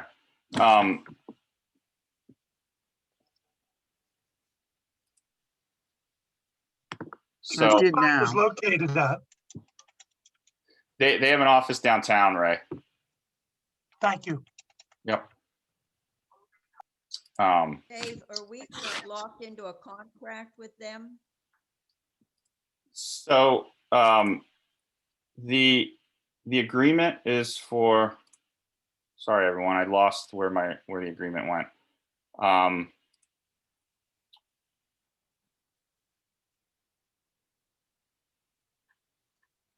So there's the deposit. Hang on, let me pull it back up. I'm having some Zoom troubles here.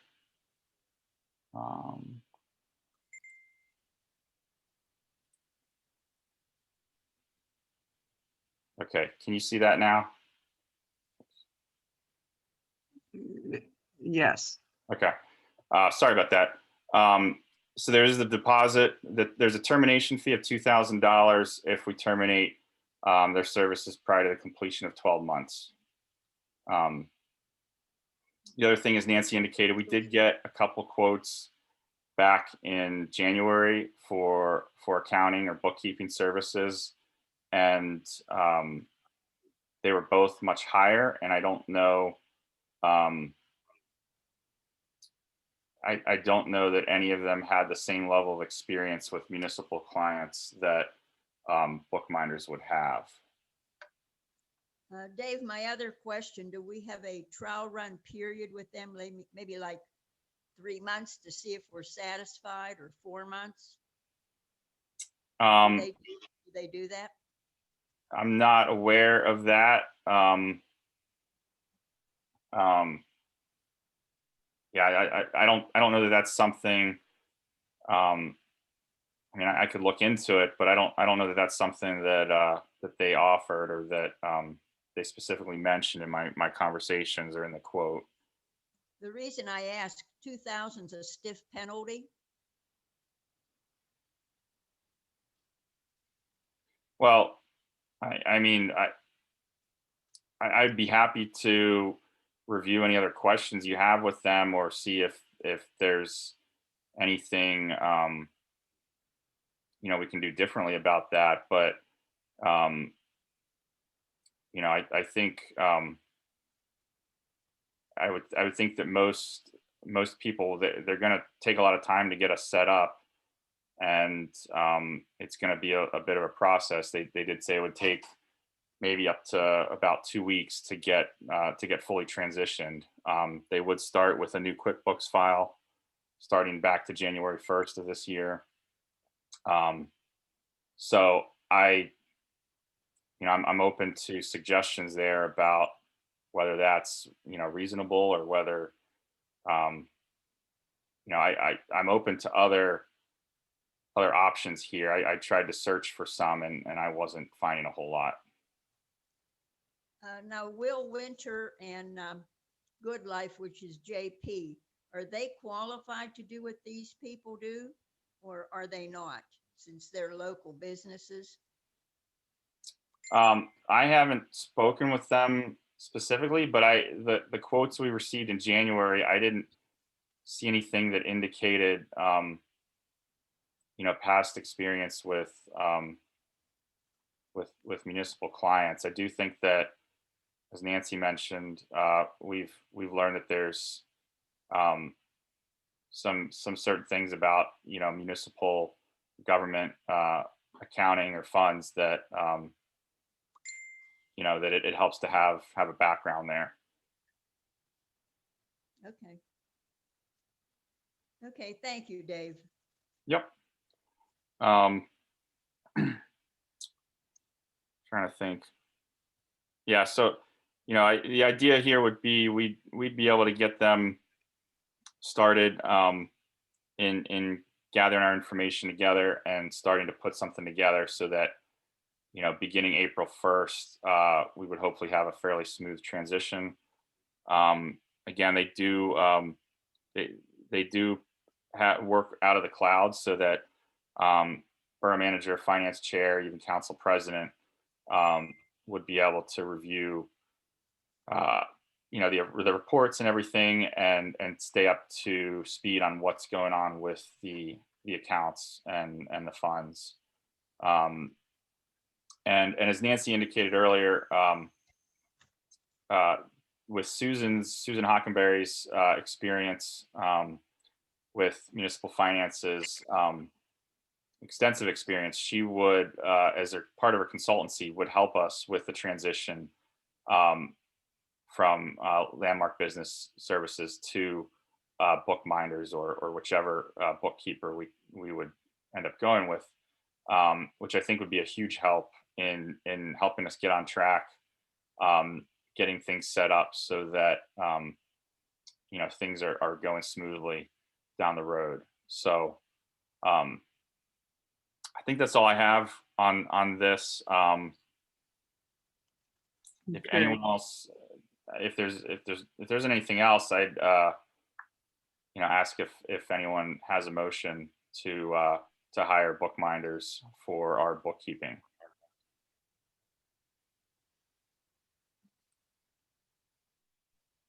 We're gonna have to have someone. That's right, Ray. I'll make that motion to hire bookminders. I'll second it. Okay, first by Mrs. Lualbo, second by Mr. Suchovich. Any other questions, concerns, comments? I do have a question. I don't know if this is the right time. Who's going to be paying our bills until they take over? Well, just to be clear, Ray, Bookminders is going to be doing the things like, oh, okay, yeah. Okay, I'm sorry. Mr. Paying our bills until they take over. There is going to be a transition period. As far as I know, Jerry will be doing it for the next at least couple of weeks, but Susan Hockenberry will help us figure out how to make that transition to go from Jerry paying the bills to Bookminders paying the bills. Honestly, I'm not 100% sure how that happens, but Yeah, we don't want to get behind. no, no, we don't. If I may, Madam President, you know, Mr. Kenna's resignation is effective March 31st, which I feel gives us enough time to get Bookminders set up and ready, so that once his service is over at the end of March, Bookminders should be ready to go. That effective April 1st, they will be receiving the bills or invoices and cutting checks. That was one thing they did mention. They'll do a weekly check run. So they'll set up all the checks on a weekly schedule that'll be sent to the borough building for council president and or borough manager, once there's one, to sign the checks, sign and approve them, and they'd be ready to be mailed. So I think you know, we have a little bit of a time here to get that, you know, that workflow kind of ironed out in the next few weeks. So I think there's enough time so that they can be ready to go come April 1st. And until then, it'll be Mr. Kenna's firm continuing with what they've been doing. Very good, thank you. So we have a motion on the floor, first by Mrs. Loelbo, second by Mr. Suchovich. And this is an added agenda item. So if there's any questions from the public, we can also entertain those at this time. I'm not seeing anything. So all those in favor of hiring Bookminders for bookkeeping needs, please say aye. Aye. Any opposed? All right, wonderful. Thank you. Continue on, Mr. Matlin. Okay, the next item is the payroll services provider. I reached out and got quotes from both ADP and Paychex, who are the it seems the two biggest providers of payroll, at least in this area. And ADP offered a proposal. Paychex offered two different proposals. All these proposals council should have copies of. I'll see if I can share screens here. Bear with me one moment. The Paychex provided two different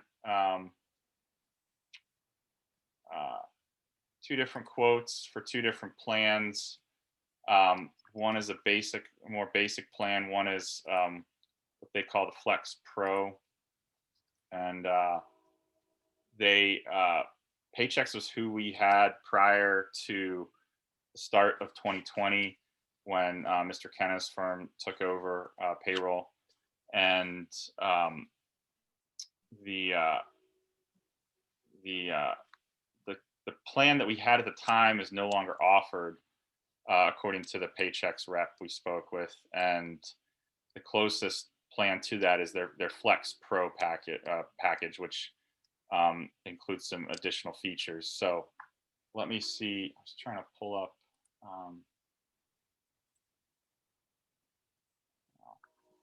In any case.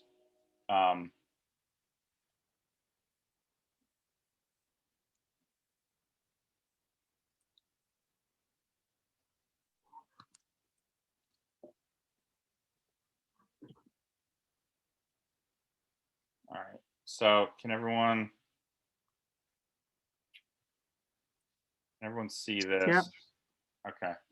It should Yep. be the Flex Select package from Paychecks. Payroll processing, tax pay service, direct deposit, employee access online reports, smartphone and tablet apps, I think both for the person who's calling in the payroll from the borough, as well as employees to check their pay stubs, new hire reporting, accountant and third-party access online. So I think both payroll providers would work to integrate with bookminders, I believe, speaking with both of them. They have an online HR library, check signing, a lot of this is pretty basic stuff. General ledger report. The cost would be, this shows a one-time implementation fee. I have an email that shows they'd actually drop that down to $100. And there's a 15% discount they're giving us. So they show semi-monthly here. I was trying to pull up my sheet that had everything broken out. We actually are on a bi-weekly payroll, so this would instead of semi-monthly would be 24 per year, 24 pays per year. This would actually be 26 pays per year. So the pay per period is the same, but the total amount for the year is different. I don't think he gave a total amount for the year, so that it doesn't change. But there's W-2 and year-end processing, one-time fee plus a certain amount per W-2. So we're in a little bit of flux here with some employees leaving and probably some coming in the months. I know we just hired a new police officer, potentially a borough manager. So these quotes are based on the number of employees. So I for the estimating purposes, I used 18. We do pay the police, public works, admin, code enforcement, and the crossing guards for that the school helps pay for, I believe. So those are the folks on the payroll, and that's what I used, 18 employees for each of the two firms to quote under. So that's the Flex Select package. Now the other package, which hopefully everyone can see, it does add some additional features. There's employee screening, I believe, Flex onboard, essentials, garnishment payment service, workers' comp, pay, go, and report. The SUI, I believe, is some of the withholdings or taxes that are taken out, and general ledger report and integration. So I think it's pretty similar. I think it's the sort of thing we could start with the more basic package, and if we find out that we need to go to the next package up, we could always make that change with them if we need to. This is the one-time setup fee is the same. It is, instead of $89.42 per pay on the Flex Select, it's $148.67. So I apologize. I thought I had it here, the numbers for the year. Doesn't seem to be loading. I will jump over to the ADP quote.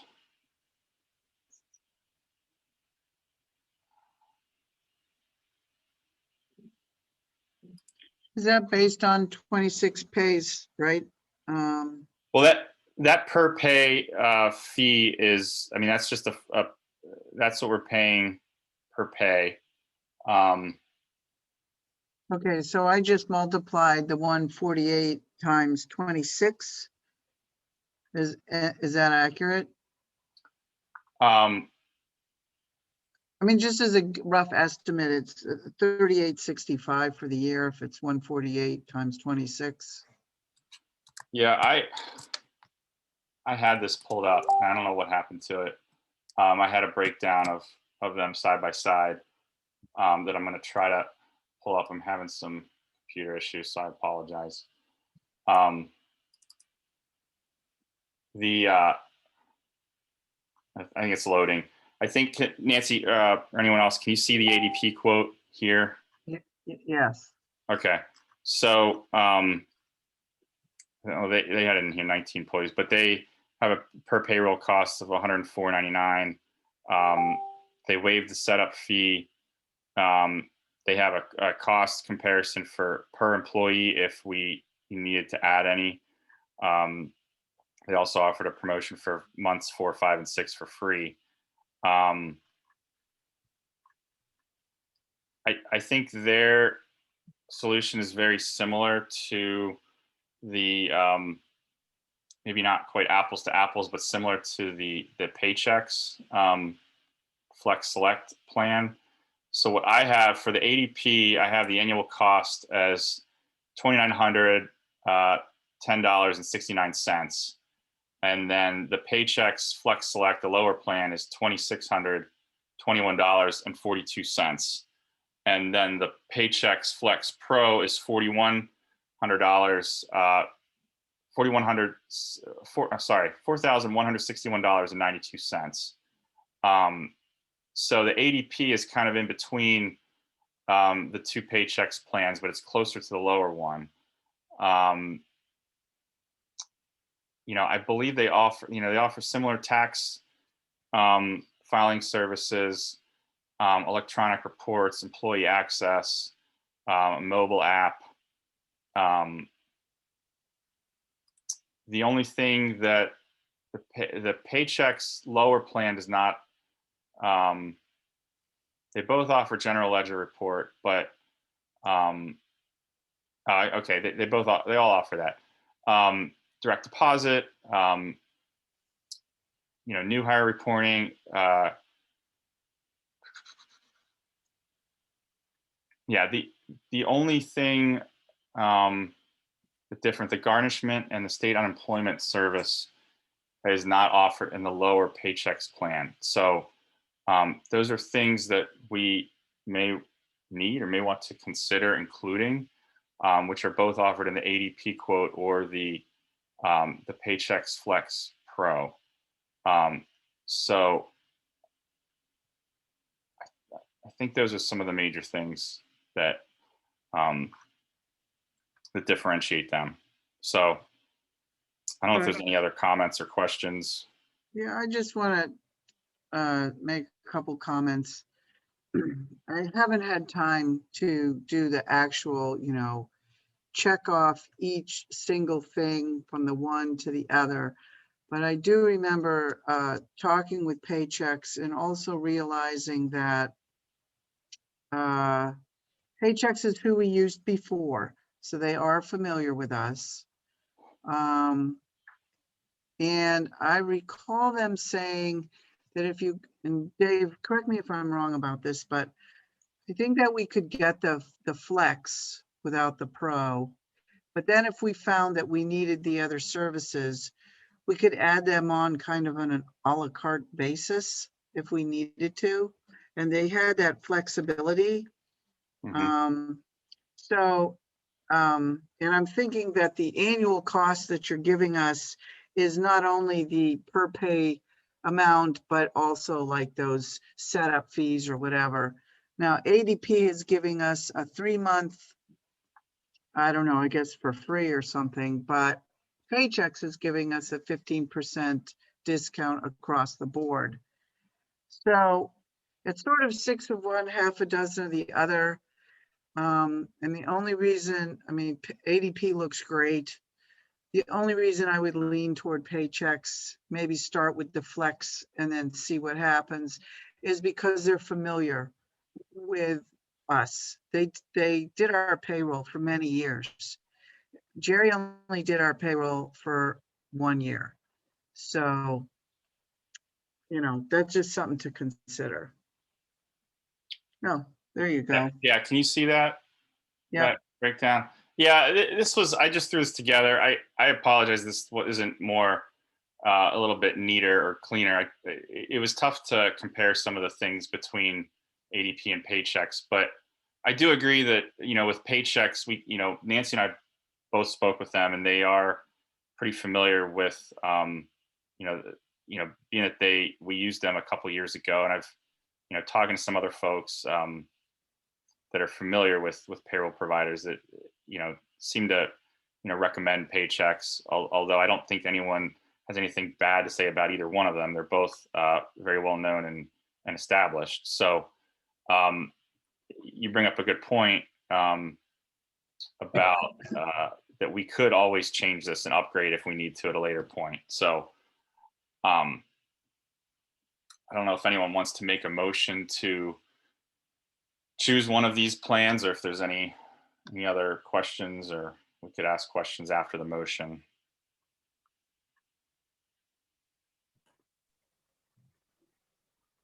Again, like I said, for the bookminders, we have to have somebody. And, it seems like Paychecks has a couple options that we can go to the second one. And ADP seems a little more expensive if I'm looking at it right. With what was it? They were like 4,100 or almost, something like that, Dave. Well, the higher end Paychecks plan was 4,100. Okay. The ADP plan is 2,900 and change, and that so that falls. It's a little bit above the flex plan, the lower end, or the less expensive Paychecks plan. So well, I'd be in favor of going with the flex plan, get it started, get it all set up, and that way, if we have to upgrade it, we can. But if not, at least we have our employees need their paychecks, so we really can't play around too much, too long, because they need their paychecks, like everybody else does. So if that's the case, and anybody else doesn't have anything to say, I'm going to make a motion to go with the Paychecks Flex plan. the Flex Select, is that? The Flex Select, not the Flex Pro, the lower one, then we can always add. Yeah, okay. I'll second that motion.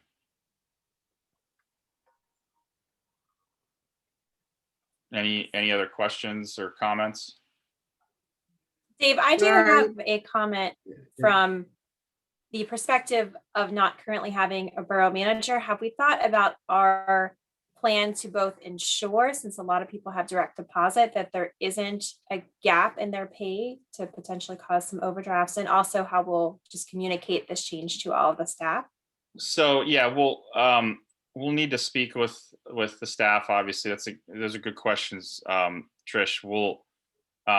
The thing I didn't mention is that we do have time.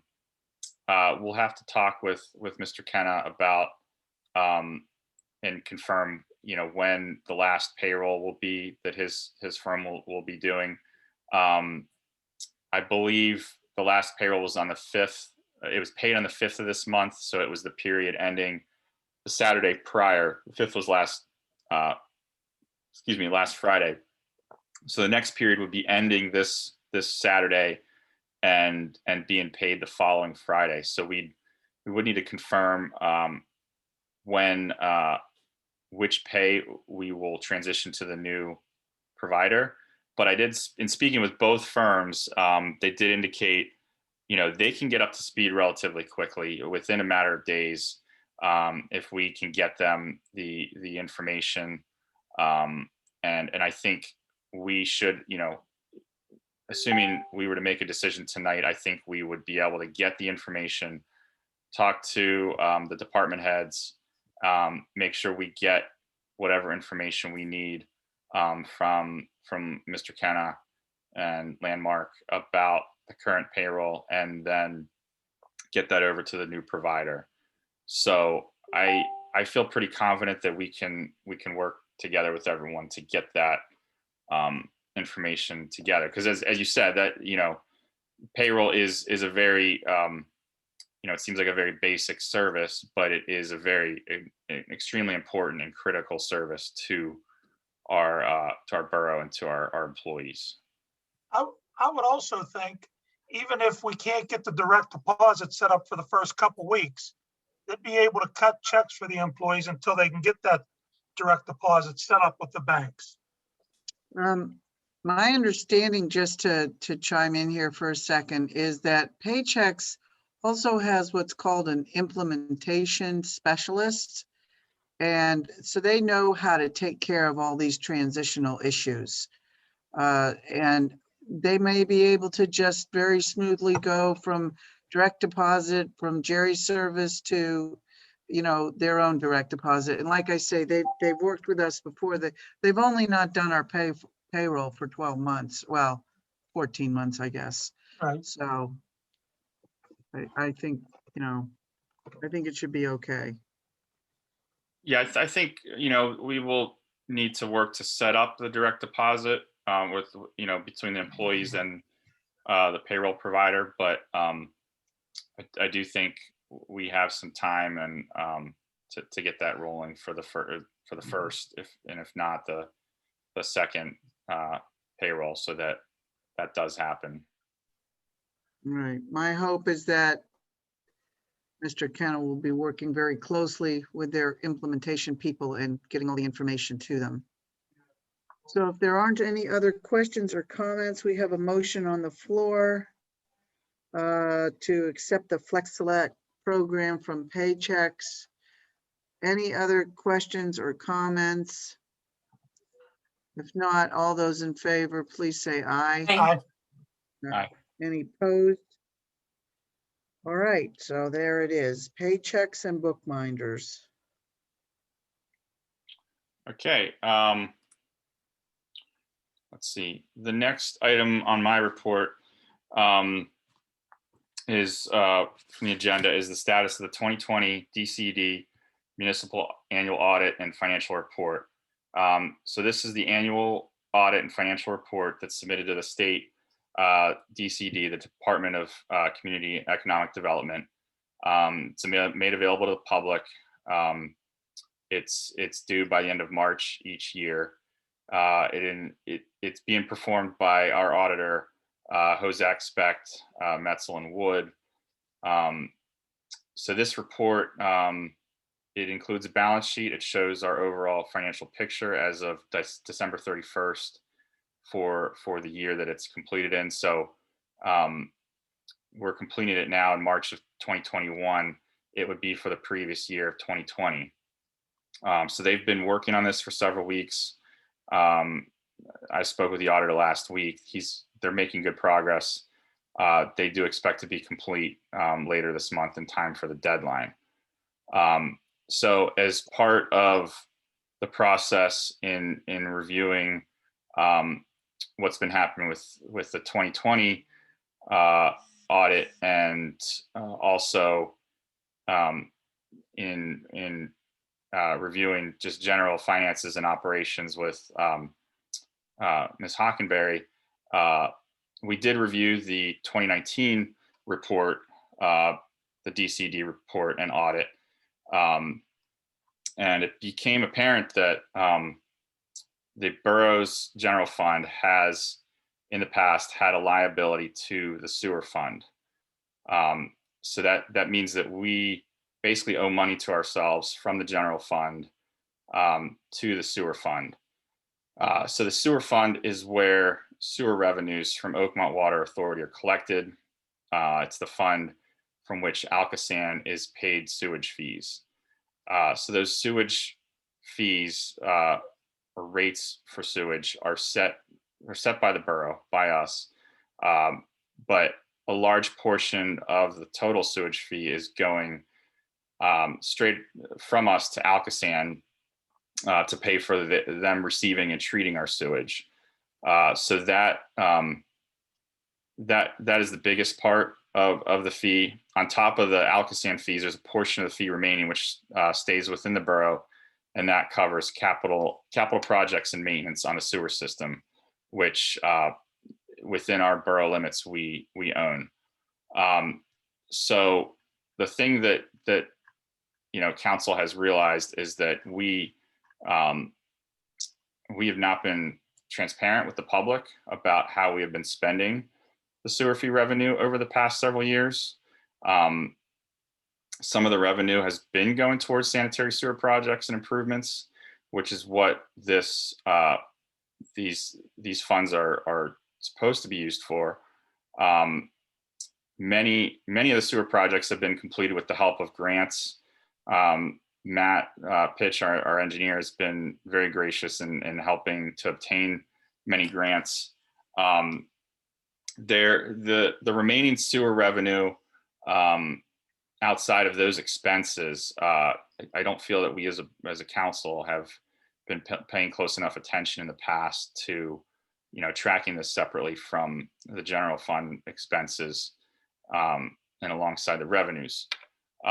So we do think, after reviewing this, that there may be some sewer related projects which were not accounted for as sewer expenses in the past audits, which I know Mr. Pitch and I know Mr. Kenna have been working on to provide to the auditors, which they're going to review.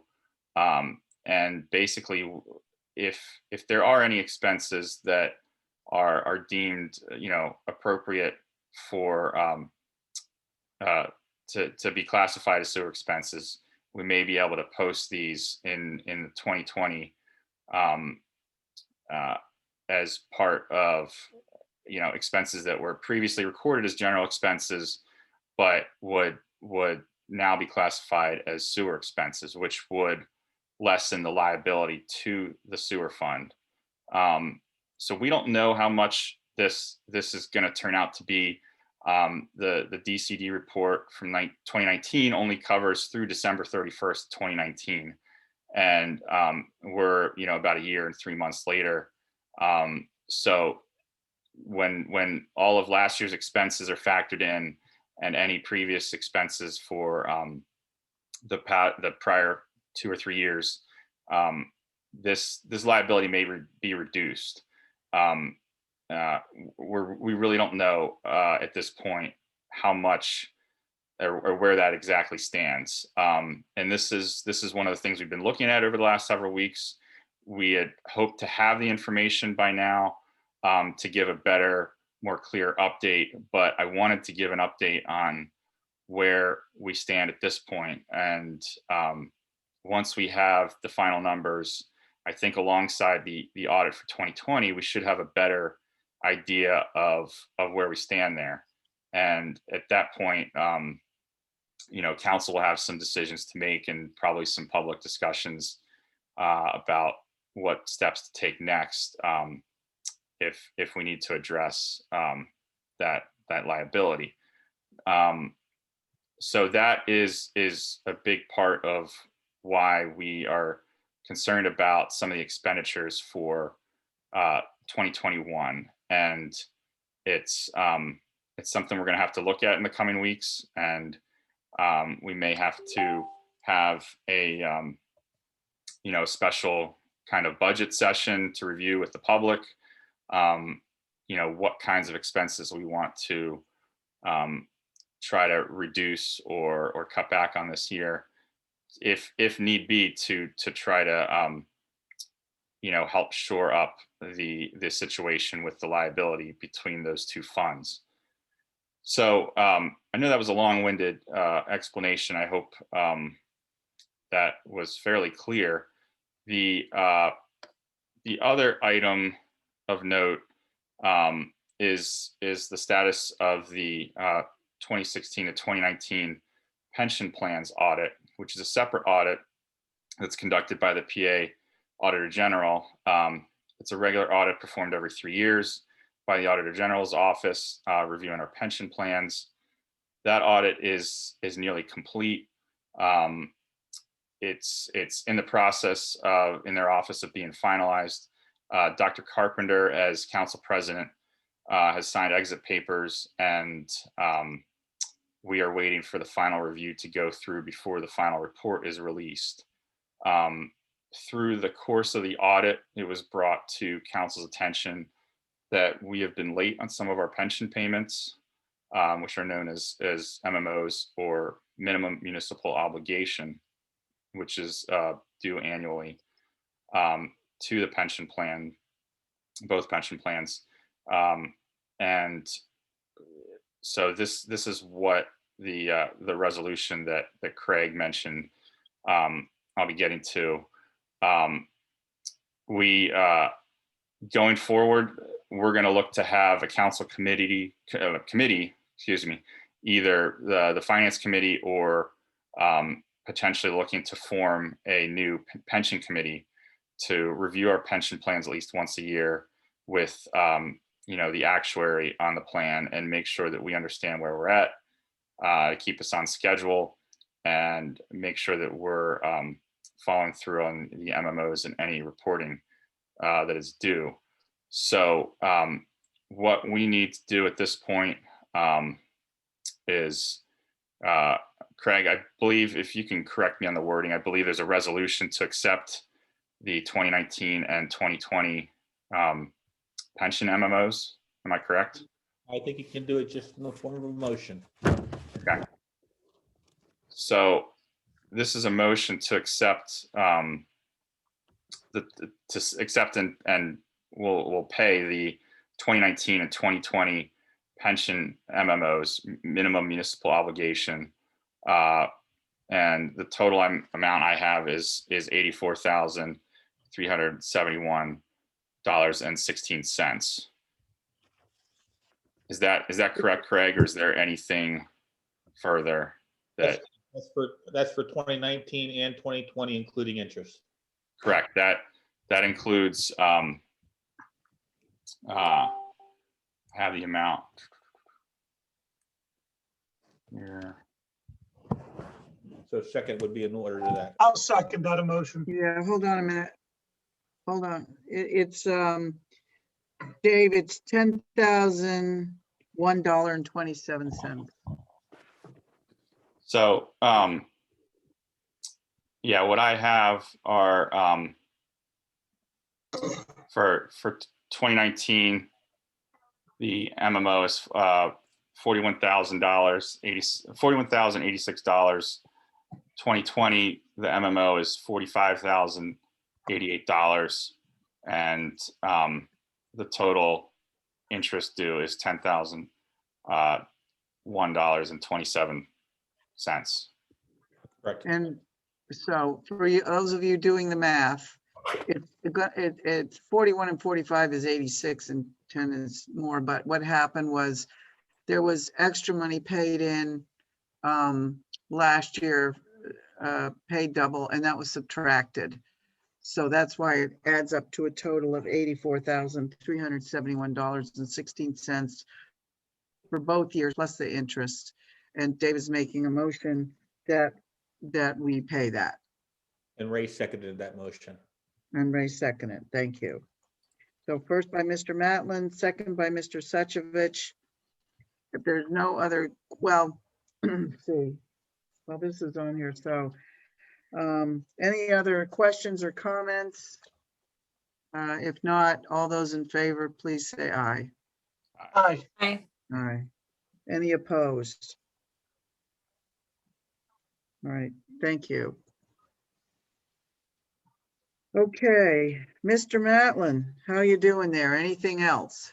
I believe that's everything. Did anyone else have anything that I know that was a lot, so was there anything that I missed? Dave, did you want to mention that we've met the March the 1st, me, you, and just to mention it to the people that we're trying to meet every month? And Yeah, oh, that's a good point, Ray. With the newly formed committees, Mike Forbeck had a good suggestion that since the the Finance Committee is now I'm myself as chair, along with Ray and Mike, and the Public Works Committee is now Mike as chair with myself and Ray. So we figured it'd be good to meet the three of us monthly to discuss, kind of get two birds with one stone and get both committees to discuss and regularly communicating about whatever issues on finance and on public works, which, there may be even some overlap with things like capital projects and things like that. So we did meet the first time on March 1st, and we'll continue to do that monthly, just to keep, just to make sure we're keeping up on things on those two committees. So I think that's it. All right. Thank you, Mr. Matlin, for a very comprehensive report on some difficult matters. Appreciate it. Okay. Thanks for all the time you and Nancy put in with getting all that squared away. Thanks, Ray. Okay, next we're going to hear from Trish Rezek-Showalter on ordinances. Thank you. Thank you, Madam President. The first item on my agenda for tonight is just a quick follow-up to the joint UC board with Oakmont. You might recall in February's workshop meeting, Scott Bodie, the Oakmont Borough Manager, spoke with us regarding a joint RFP between Oakmont and Verona for building plan and inspection services. So those RFPs for UCC firms are due this Friday, and I just heard from Scott today that some have already begun to arrive, so more on that to come very soon. We are now investigating, hopefully with some guidance from Susan Solutions, to the code enforcement and zoning components of our soon-to-be retired code enforcement officer. As Craig mentioned earlier, our next ordinance meeting is Monday, March 15th at 4, so we moved it to the third Monday of the month. Ordinances currently underway are the inclusion of our Parks and Recreation Board into eCode 360, which was formed in 2016, but a investigation showed that we didn't actually get it into eCode 360. So we'll be following through with that and also looking at other commissions and boards for accuracy. I was also going to update you on Verona's 150th celebration plans with Verona Community Group, but since our VC Chief, Jared Jessica Verona, did such a lovely job, I don't have to do that, but I just wanted to reiterate that on behalf of all of council, we look forward to supporting VCG and others in the community who are stepping up to honor and celebrate our 150th year history this year in 2021. Lastly, I wanted to include that recently the Oakmont and Verona Rotary Club has reached out to Mayor Dave and myself regarding redoing the Welcome to Verona signs this year in 2021. Specifically, they would like to do 3 signs, 2 on Allegheny River Boulevard into Verona and 1 potentially on 2nd Street near Wildwood. We don't really have any further information on that time. We're in the brainstorm phase, but we hope to begin to investigate grants as well as fundraising options. We're working with Jeff Pepper, who of course led a fantastically successful fundraising campaign to do our pickleball courts. So in the coming months, we hope to be working on an RFP for that as well. That's all I have for tonight. Thank you. Thank you so much, Trish. That was very nice report. Thank you. All right. Mr. Suchovich, you're up next.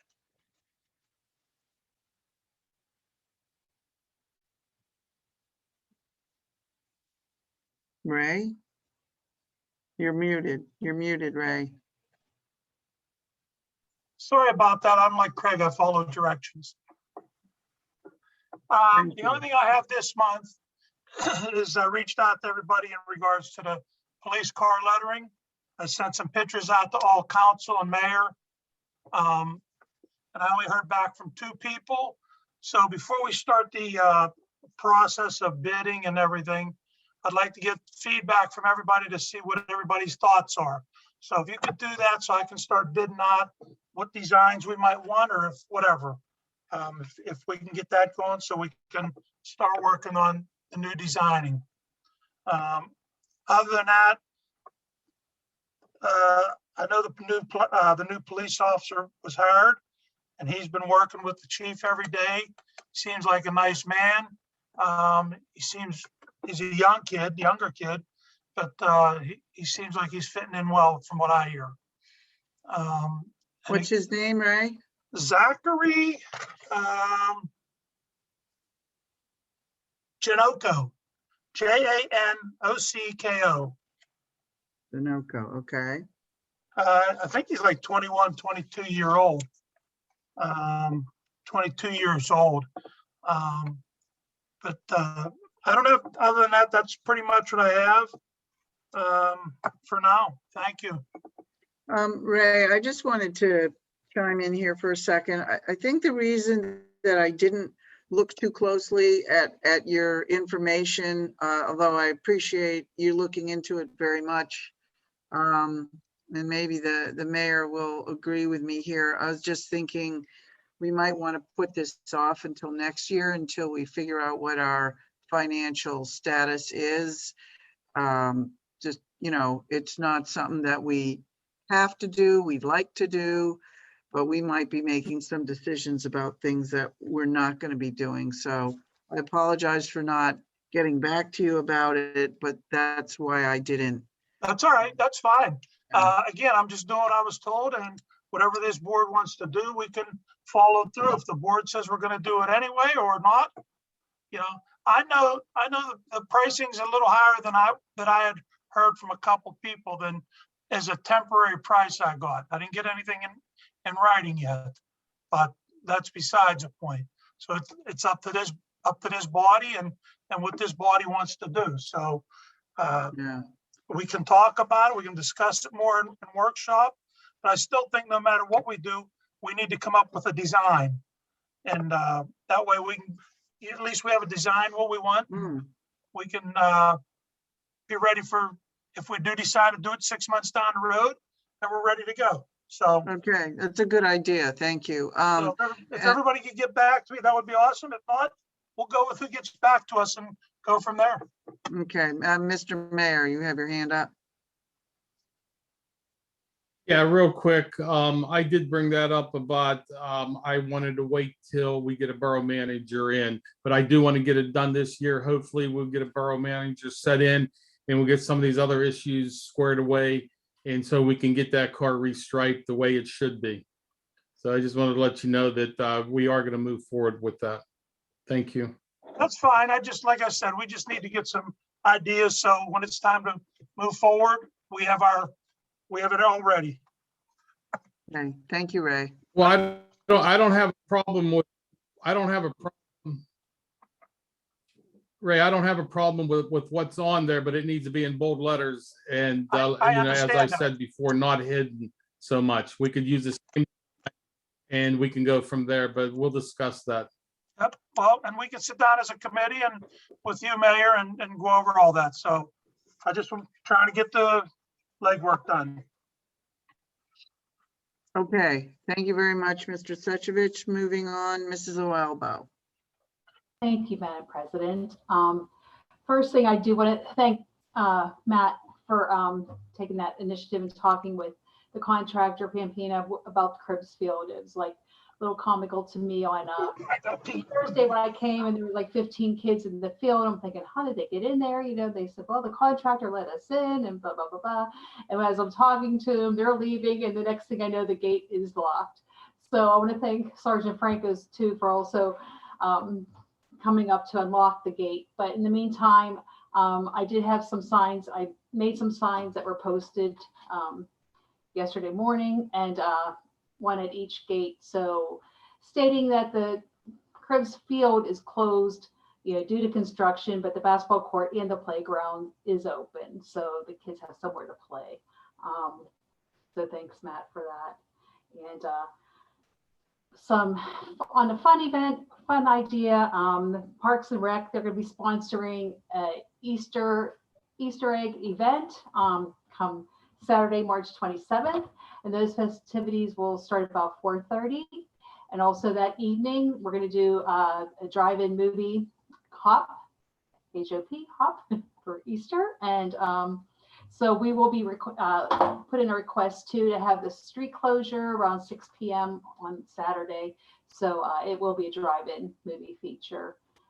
So I'll get with the chief with that, or Mayor Dave, if I can give you a reminder as well on the for the street closure. And the Rec Board, Parks and Rec Board, Yeah, I'll take care of it. Thank you. On March 23rd, the Parks and Rec Committee, we're going to take a walkthrough of the parks just to see, what upgrades may be done, what, if there's any hazards that need to be addressed and things like that. So, and then we'll address them too. The next Parks and Rec Board meeting will be April 6th, the first Tuesday in April at 6:30. And that's all I have for now, unless there's any other questions or anything else from anybody. All right. Thank you. Thank you, Janet. Thank you. Mrs. Provenza, you're up. You need to unmute. Thank you. Okay, we'll try it again. Thank you, Madam President, and good evening, everyone. We'll start with the newsletter.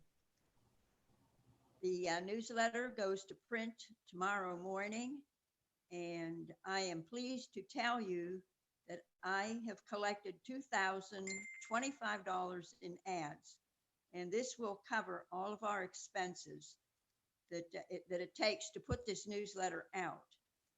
It would be the printing, the proofreading, the postage. Now, I do not have all these expenses right now, but next meeting, after the newsletter has been completed, I will have that, and I can give a breakdown to everybody. And I personally want to thank each and every business and the private people here in town, the residents, for the ads. I can't tell you how appreciative we are. They pay the bills. And also, we thank each and every person for the wonderful articles that they send. We get a lot of great reviews on them. People really, really enjoy them. So to each and every one, thank you, thank you, thank you. Next item, Chamber of Commerce. I spoke with Chamber President Kevin Ewing, and here are some of the things that they're working on presently. They are presently working on getting out the billings. Also, they're looking to buy new flags to be put up on the boulevard. And they are also working with our Mayor Dave on the veteran banners. And in closing, they're also working on the Charles McKinley Scholarship Fund. That was the report that I was given. Historical Society, all meetings are canceled until further notice. And if anyone else would like to check, you can look on veronahistory.org. There may be some information on there. Next item, Twin Borough Ministries. The community dinner this month will be held on Wednesday, March 31st at the Methodist Church. It will be from 4:30 to 6:30. It will be, again, a grab-and-go dinner, and it will be hosted by Riverside Community Church. And many thanks again to Shirley and the girls. We appreciate all the helpers. Now, Nancy, I'm also going to give the ALOM report. Okay? Sure. Okay. I have good news about ALOM, and I'd like to share with you what was sent to me.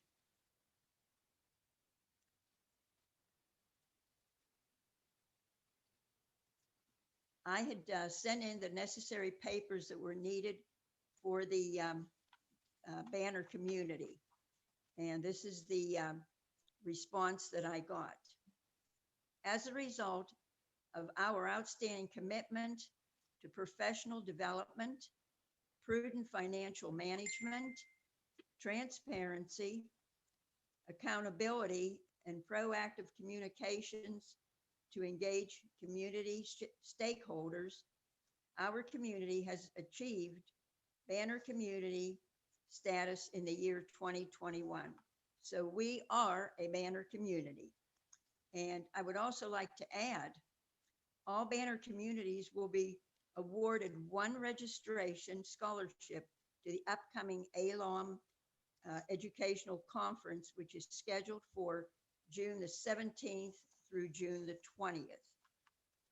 And these scholarships were made possible by the Allegheny County and also HRG, which is Herbert, Roland, and Grubik Engineering and Related Services, which they are also an employee-owned company. And in closing, they have dropped the fee $25 per person. So I am pleased to announce this, and I'm so happy to say we are again a banner community. And for those people who do not go to the conference, when we do go there to this wonderful educational conference, we are given a badge. And on that badge, any community that is a banner community will have an extra flag on it, or an extra ribbon, I would say, and it will say banner community. So we can be very proud. We are a banner community. I thank you very much. And if anybody has any questions or comments, I will be more than glad to answer them. Thank you. Solicitor, do you have something? Your hand is up. Thank you, Nancy. Yeah, I just wanted to, I'd forgotten one thing to mention with regard to the Comcast franchise agreement. The individual that's handling it at Comcast, her name's Jennifer Clunan. She told me that once we send it back, which will be tomorrow, it's going to take at least a month to go through their system to get a fully executed copy back to the borough. Apparently there's two different sections within Comcast that it has to go to. So she just wanted me to make sure that I advised mayor and council that it would take at least a month probably to get it back. And I just wanted to do that. Sorry about that. Okay, I did want to ask you a question now that you bring that back up about the Comcast. So even though there's been a bit of a gap, have we still been collecting the 5%? Yes. And there's just a grace period for us to get this agreement sent back in. Yes, there will not be a miss out on any of the fees that are due. Okay, great. And the only thing that I have left here is COG. Mr. Matlin, is there anything from the last COG meeting? No, I don't have anything of note to report. Okay, all right, thank you. At this time, council will hear comments on public related items. Please raise your virtual hand and clearly state your name and address, and limit your comments to 3 minutes whenever possible. Stephanie Garibay is first. Can this be clarified? Do we owe $84,000 to the state of Pennsylvania? Okay, Dave, well, let me take a stab at this, and then if I miss something, you chime in. Every year, we contribute what's called a minimal municipal obligation to the police pension fund, and also to, I believe, non-uniform employees as well. Then what happens is we get money back from the state. It's called the state aid.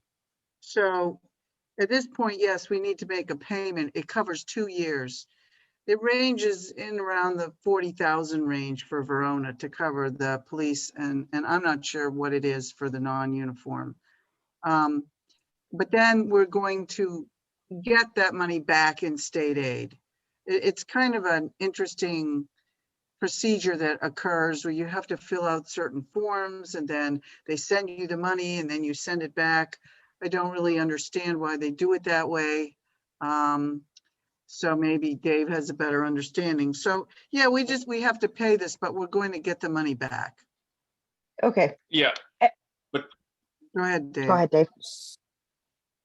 Sorry, I just wanted to answer your question directly. No, this money is not going to the state of Pennsylvania. This money is going to the police pension But we plan, owe which somebody is an, some money, a good chunk of change. Correct? Right, but we get it back. Okay. But we owe somebody. Okay. Who hired Landmark to begin with and didn't know that they weren't versed in municipal accounting? How do we not do our research when hiring for large contracts like this? This is a huge and embarrassing oversight by those in charge at the time.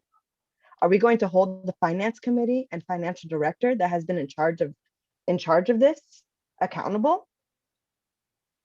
How do we commend someone for getting our books right when we owe somebody money? I don't care if we get it back, we still owe somebody. Right now, there are letters being sent to the borough. How is that commendable? What does this mean for the farmers market and the garden club and everybody else that you guys put in the budget to support? What does that mean for us? What does that mean for your community? I just want to say one thing, and I understand your frustration, Stephanie, but I think that there's some confusion. It doesn't matter who the borough manager or who the accountant was.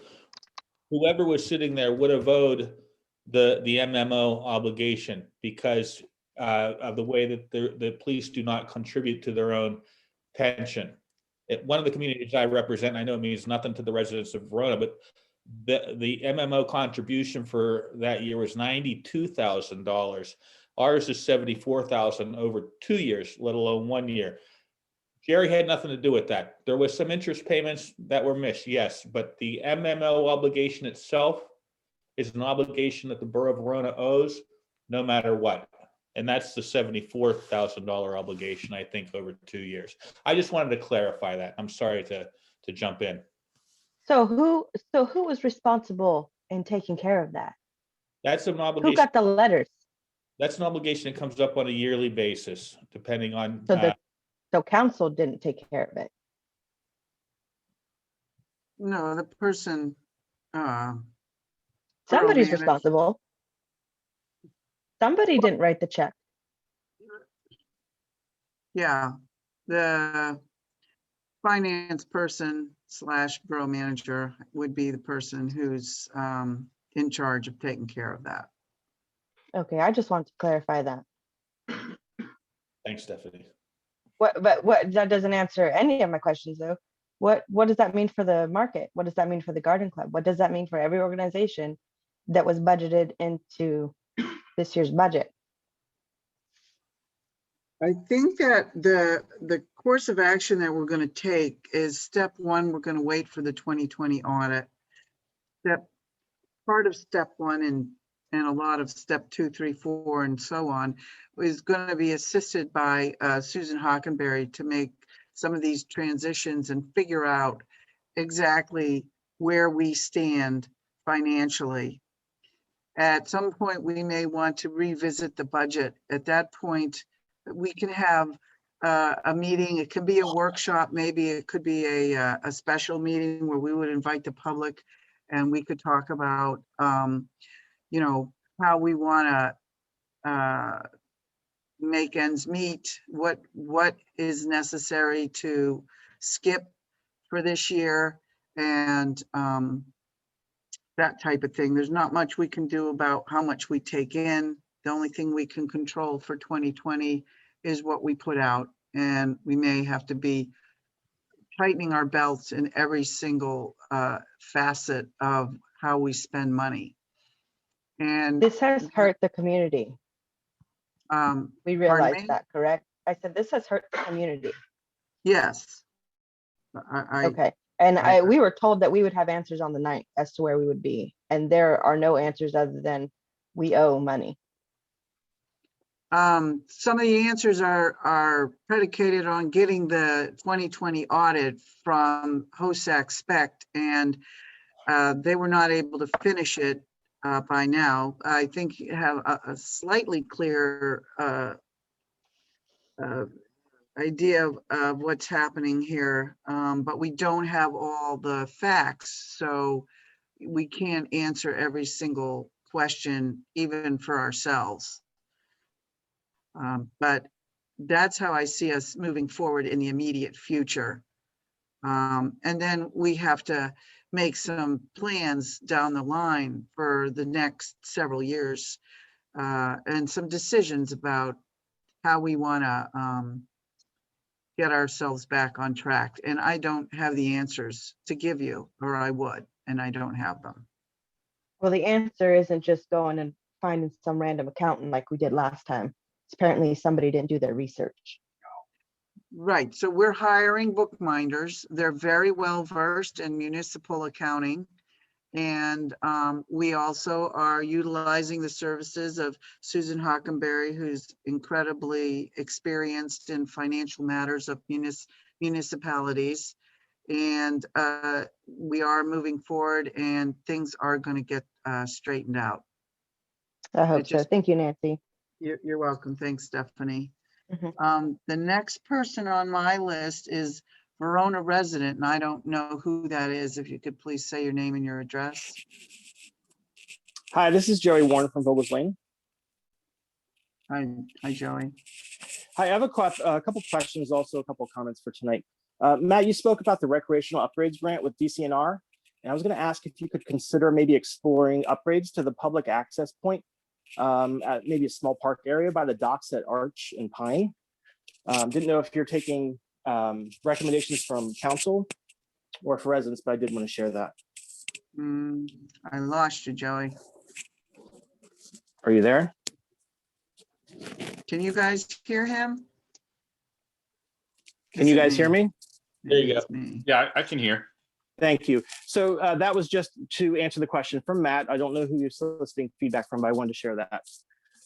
Also, Dave Matlin, I know you shared something tonight in a calm demeanor, but I hope everyone appreciates the weight of what circumstances we find ourselves in.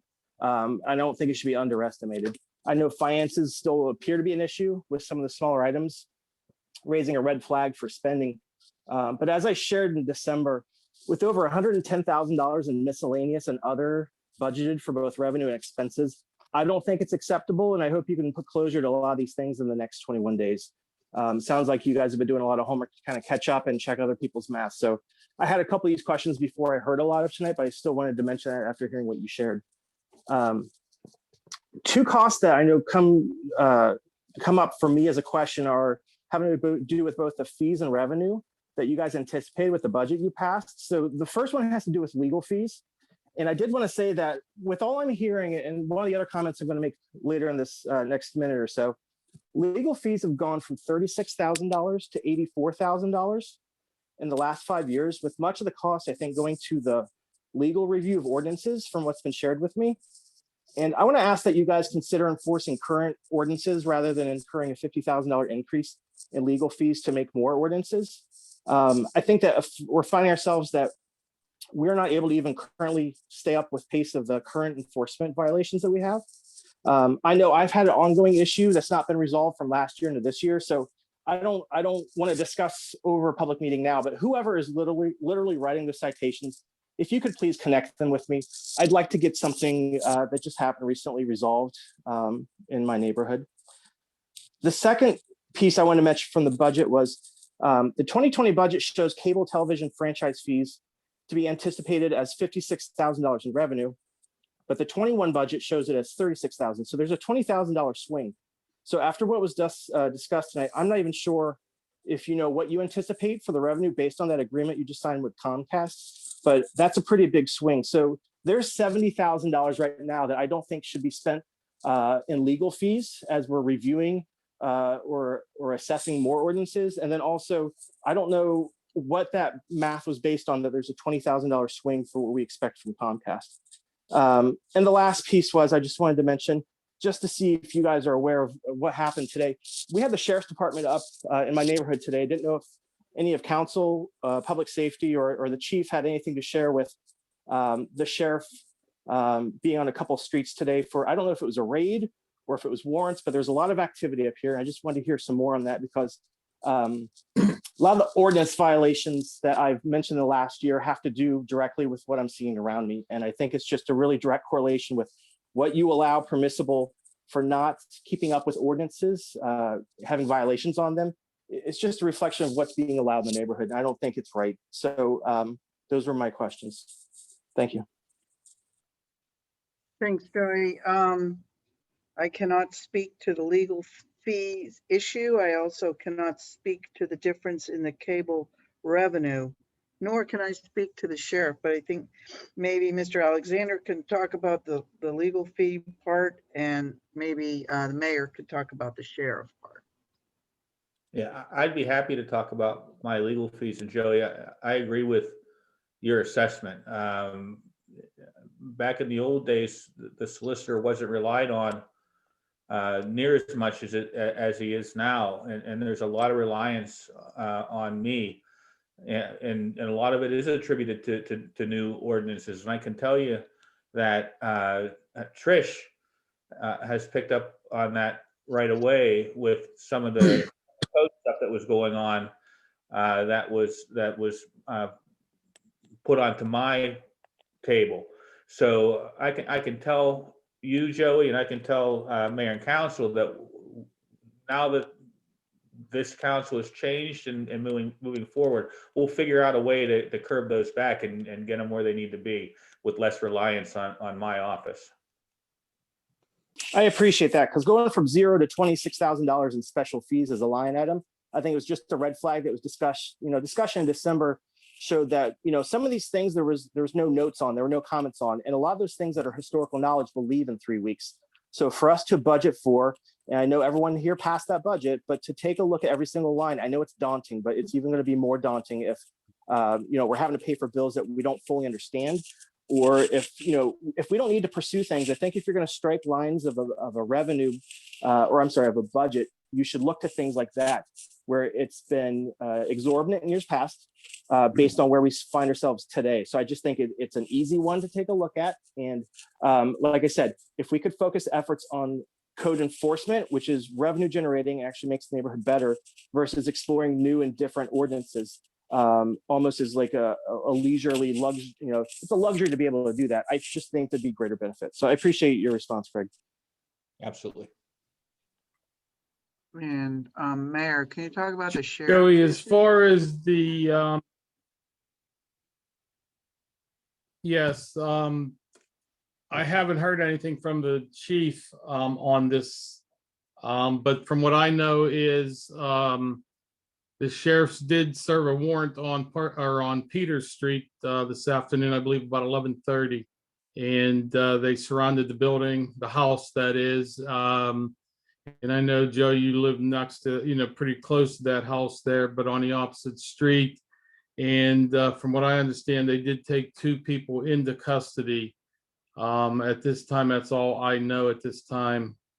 So if I find out anything more, I'll let you know. But yes, there was a warrant served, and they did break the door down, from what I understand. I appreciate that. I just know that there's a police presence here on 2 different streets that I know of, and there's a bullhorn. So if I have 4 security cameras around my property. I don't want to have that. And I think for me to have in the last 14, 16 months, made note to specific addresses, and not the one that was taking, whatever happened today, whatever was taken care of by the sheriff. I don't even know what that was, but just the idea of I have to keep an eye out beside and behind my property just to be aware of what's going on. And when you see someone wearing all black coming through between homes with a gun drawn, it's just a little alarming. And I was just curious to see what it was or what was known. I don't know if Chief's on right now or not, but like I said, I don't like that. That's not why I moved here. And I don't think that's what should be tolerated, that we allow things to deteriorate, where literally the home behind me is falling down and there's nothing done about it. Summer comes, the lawn gets tall. Winter comes, the gutters literally fall down. Spring comes around, you get tires and you get 35-gallon drums full of water with mosquitoes.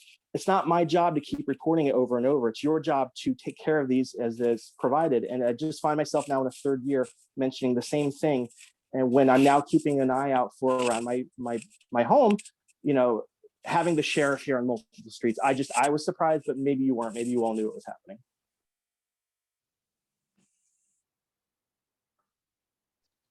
Okay, thanks, Joey. And I'm not sure what the address of the house that you're referring to, but we are working in the ordinance committee to to try to get some of these places demolished. It's just a long process. I wish it could be faster.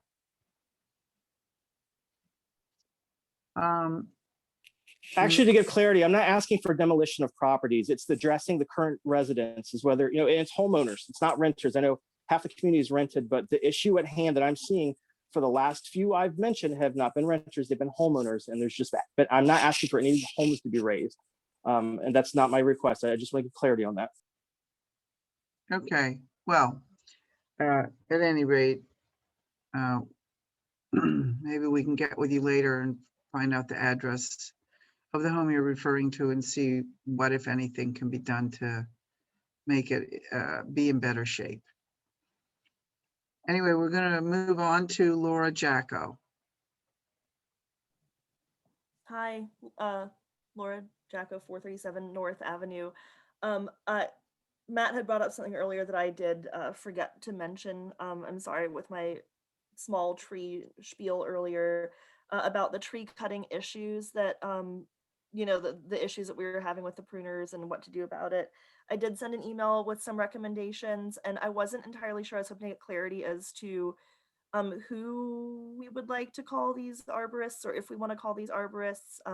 I'd be happy to help and call people, but I'm not sure that that's necessarily my place.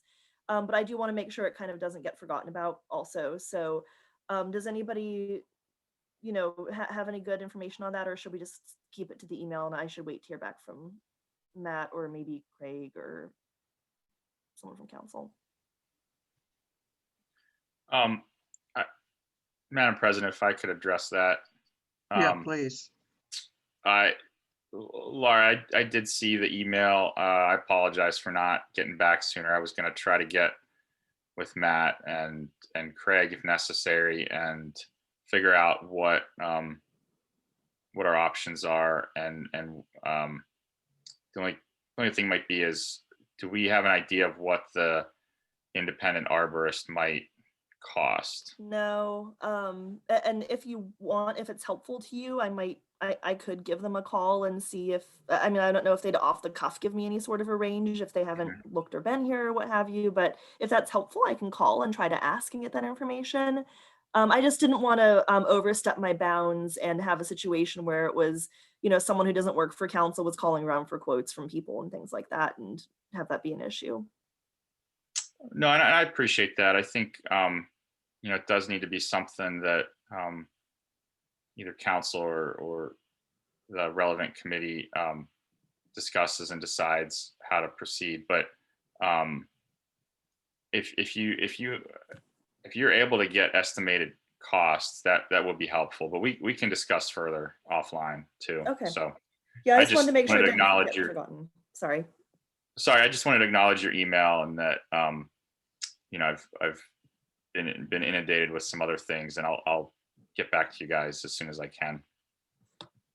Awesome, cool. And I literally have like a little notepad going on my phone of tree stuff I need to talk to people about, just so I don't forget about it. Also, I mentioned this before, and I had sent an email to Craig and Mark, and I know they said they were looking into it. I know Mark's leaving. I don't know if he left already or what's going on with that, but there was the illegal removal of a street tree here on North earlier last year. I don't really know whatever really happened with that. If I need to get involved with finding like a replacement for that or what have you. So I just kind of want to bring that to people's attention too. Craig, if you don't remember, I can resend the email from earlier because I've kind of kept it in my inbox just sitting there, to see if I don't know if there's anything I can do to be helpful to replace it, or what's going on with it. Are you asking me? I guess because you're probably the only person here who might actually know what I'm talking about. I don't have any new information on that. I was focusing a lot on the resolutions and things that need to be passed, but I will pull that tomorrow if you want to give me a call and we can look at it and talk about it. Yeah, I'll resend the email so you can see what I'm talking about. Yeah, cool. And then just one more quick thing, kind of this actually sort of goes along with, I think, what a couple of other people have said throughout the night. Like, I know Joey had some concerns about ordinance enforcements or code enforcements, and I know there was some concerns about, for example, parking on North Avenue. And I hope I'm not being a nebby neighbor, but I'm going to call out a couple of places that I've seen where I think someone might just want to go check to make sure that the code enforcement's being followed. Of course, there's the 443 North here, where it looks like there's a new tenant there. I'm not sure that an occupancy permit was ever addressed for that.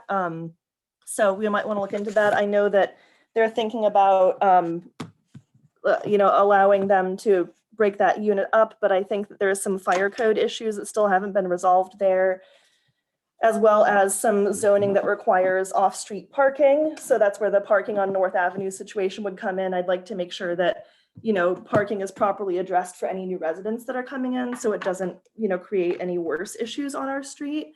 I also noticed on 824 First Street that it looks like a tenant had moved out of that building, and there is now a for rent sign on that building as well. So I just wanted to bring it to your attention to make sure that appropriate, people are looking at that as well for occupancy permits when they're bringing in new residents. I hope I'm not being too much of a nebby neighbor. I just take note when I see things around the borough, and want to make sure that, because I know it's hard for everybody to try and stay on top of everything. So I'll try and be your eyes and ears on the ground to make sure that, we're getting the proper permits for new people coming in. And that is it. Thanks, Laura. Before we go to Kimberly Roller, I did want to mention, and the people around 443 North may be aware of this, but there is a zoning hearing happening on March 25th, I believe, at 7 p.m. For a variance that the person who owns it now is applying for. And I want to make sure that everybody knew about that. It's March 25th. Yeah, I am aware of that, and that's why I wanted to bring some of these issues to your attention, because as far as I know, some of the like fire codes, for example, like a second method of exit haven't been resolved yet as far as I can see. Maybe someone else is more familiar with it and they have been. And off-street parking, which are things that are actually required in the zoning for that. So I just wanted to bring that to your attention as council members, or for whoever's looking into approving that, that according to our own laws, it hasn't met the, the standard yet for that. So that's why I wanted to bring some of those things to your attention. Okay, thanks, Thank Laura. you. Next is Kimberly Roller.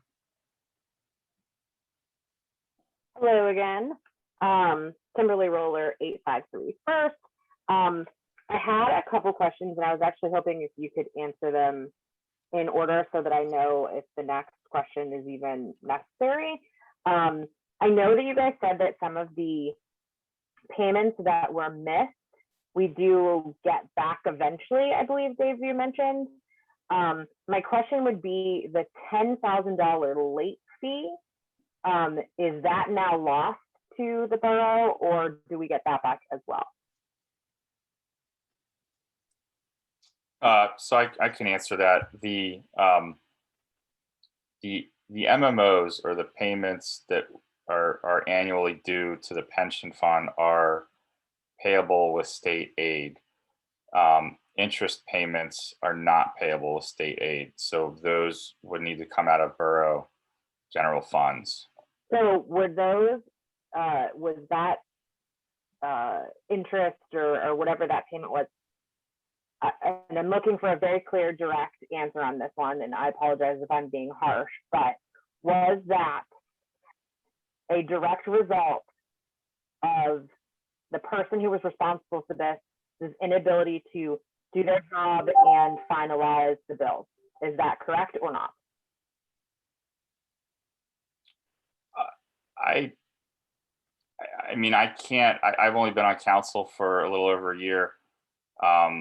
And I mean, the way I see it, the municipal obligation is ultimately the responsibility of council. We as a council need to take responsibility to understand our obligations to the pension plan. Okay. And that's that's about all I'll say about That's that. okay. I know that there's a lot of you on the council who were not here before. So I don't fault everybody on this council. I do fault some of you for being on the council because I know that some of you have been there a little bit longer than others.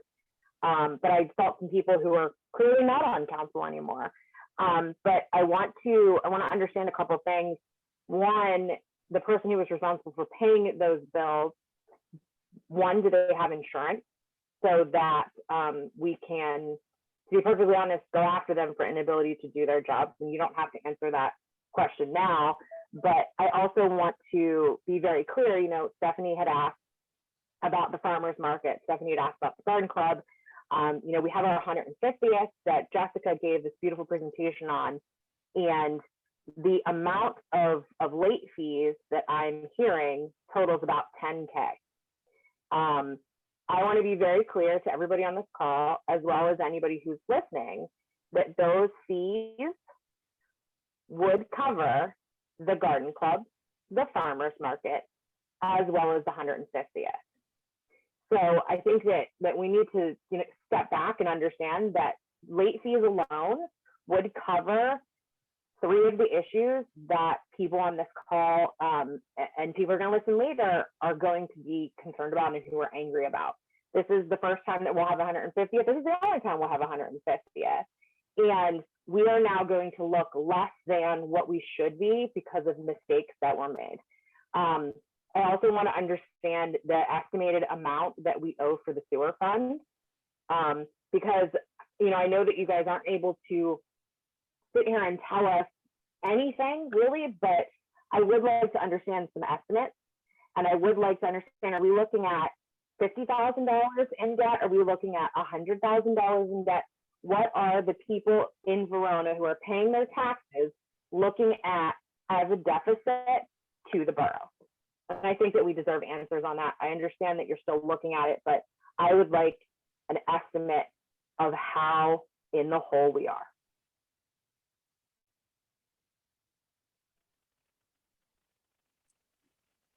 So, Madam President, if I may address one of the, Yeah, please, thank you. really just to clarify the late fees, they're not actually late fees. It's interest that was accumulated or assumed to have accumulated for the plan over that period of time. Basically, based off of not paying them on time, right, Dave? I'm sorry? Based off of not paying them when they were due, correct? Correct. So basically, you know, just like what was, right? It's, you know, you don't pay it on this time, they're going to add a fee.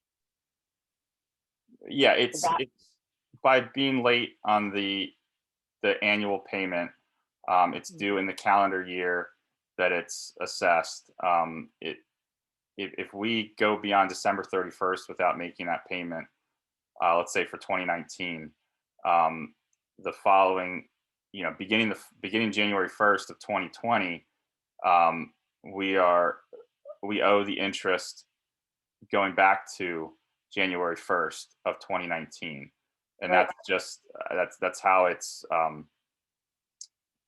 that's the rule. That's you know, a state, you know, law that we have to uphold. So I just wanted to explain and clarify that.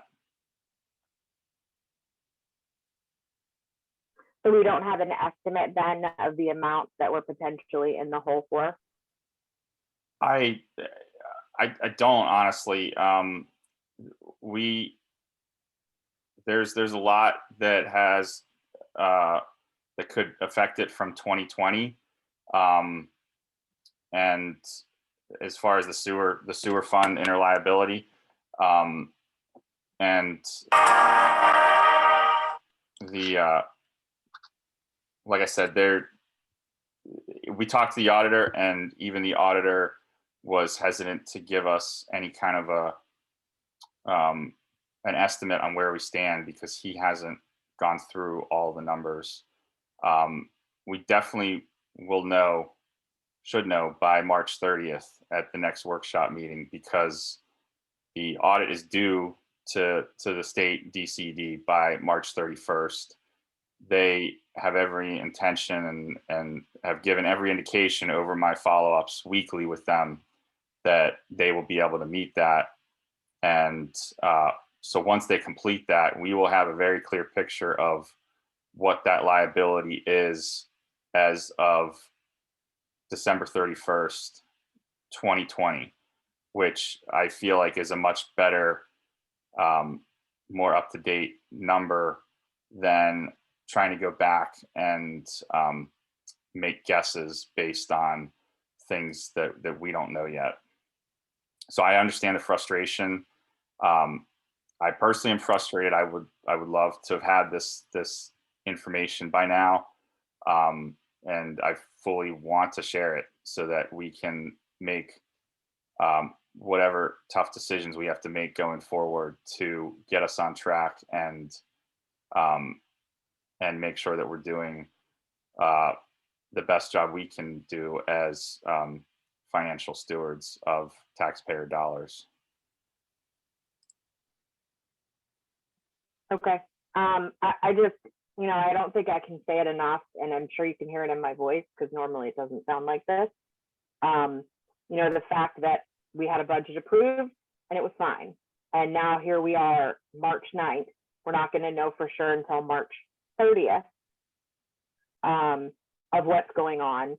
We were told last time we'll have answers at this meeting on the 9th, and now it's being pushed back until the 30th. I don't fault you, Dave, and I appreciate you being transparent as much as you can. But so far, I have heard nothing but non-answers from everybody and kind of dancing around. And what I have heard so far sounds like we are in the hole. And if you do the math, it sounds like probably around 49K based off of the fact that we have $50-some thousand in the budget and still need to pay another 84. So I want to be very clear to everybody on this call and anybody who's listening. It sounds like the borough is in at least a $40-some thousand deficit because of somebody not paying bills and not doing their appropriate job. And I think that it's disrespectful for all of the taxes that we pay. I think it's disrespectful of the people who were on council who are no longer on council to allow this to continue on as long as it has. And I don't understand how this can be acceptable. And I'm telling you guys right now, this can no longer be acceptable, and that this ends now. And I am holding every single person on this council to a higher standard than the council before. And I expect that all of you do your jobs with appropriate diligence and understand that you're playing with money that people have given to the council and to the borough and everything to do appropriate things. And I'm not hearing that any of those things were followed. Thank you very much. Thanks, Kimberly. I will tell you that the current council and everything that the limited knowledge that we have so far, we do take it very, very seriously. We're all taxpayers here, and we're making a lot of changes to ultimately never have something like this happen again in this borough. And we're trying our very, very best. So thanks for your comment. And it looks like Kat is next, and I think that's it. Go ahead, Kat. Hey, Nancy, can you hear me? Yes. Hi, guys. So a few things. One, I should say, former resident of 443 North Avenue, now at 128 View Street in Oakmont. And I know you guys are pretty familiar with me with the situation over on 443. And I think it's more because Verona is an awesome town, and I see what all the new board members, the mayor, the chief, everybody's trying to do, and all of their hearts are into the community. I hear all these new residents. I've been here in Verona and Oakmont for, 25 years, and to see the heart and dedication go into the town is really something that I've never witnessed before. So I think that's why I feel so passionate about it. But a lot of you also know that I have been very interested in pursuing a career in code enforcement and building inspector and all of the above, and really trying to follow, what is it that makes a town and ordinances and codes and all of the above. And I really do feel the pain of, Kim Roller and Steph Gaboret and everybody who kind of depends on the board and some of these ordinance and codes to make the town what it can be if they have the means to do so. I did hear, I guess it would be Kelly Rodriguez earlier talking about the issues with the parking, and that's nothing new on North Avenue. That's been talked about for years. And what's unfortunate as I'm studying and trying to learn about code enforcement and building inspection and all the above, that in the E-code for Verona, one of the community development objectives, Article 2, is that in certain areas, Section D, in certain areas, a more dense pattern of residential development should occur through new apartment construction and conversion of older, larger, one-family dwellings to two-family use. And I see that as a big problem. We've seen it as a big problem already on the lower block of North Avenue, and I think everybody's still trying to deal with the effects of that with parking. And this is prior to us moving out of that single-family home. And I see it happening up above. I see a lot of non-transparency, as we've heard about with the budget and with, different bills being paid and not being paid, and where's the budget stand. And it really makes me sad. I am super thrilled to hear about all of you being on council, because I think you all have a new thought, kind of new generation type of thinking. But I do think that these older ordinances, older codes need to truly be updated to ensure, happiness among the residents, past and future, because it seems to always be a subject in these meetings, that something needs to change and hasn't been changed, or something, always is and always will be. But I think it kind of gives me hope that you guys will look into this and change it. And I do appreciate looking into the accounting and, the distribution of, somebody's pension funds. Like, that's insane. I know AJ Gucci and his family have been a part of Verona Borough for as long as I've been a part of Oakmont and Verona. And so to hear that is absolutely heartbreaking. I hope that every type of problem can be resolved in this next year. And I hope, and I think you guys can do it. So I just want to say thank you. Thank you for keeping, for pushing on and making sure that the Verona community is going to be as strong as ever. Thank you. Okay, thank you, Kat, for your input. Appreciate it, and appreciate everybody's time for coming to this meeting tonight. It was a little long, and I will at this time take a motion to adjourn. I'll make that motion. First by Ray Suchovich, second by Sylvia Provenza. Any questions or comments? All those in favor say aye, please. Aye. Aye. Any, okay. All right, everybody. Thank you for everything. It was a long meeting, I know. Thank you, everybody. Thanks. Good night. All right, bye-bye. Night, everybody.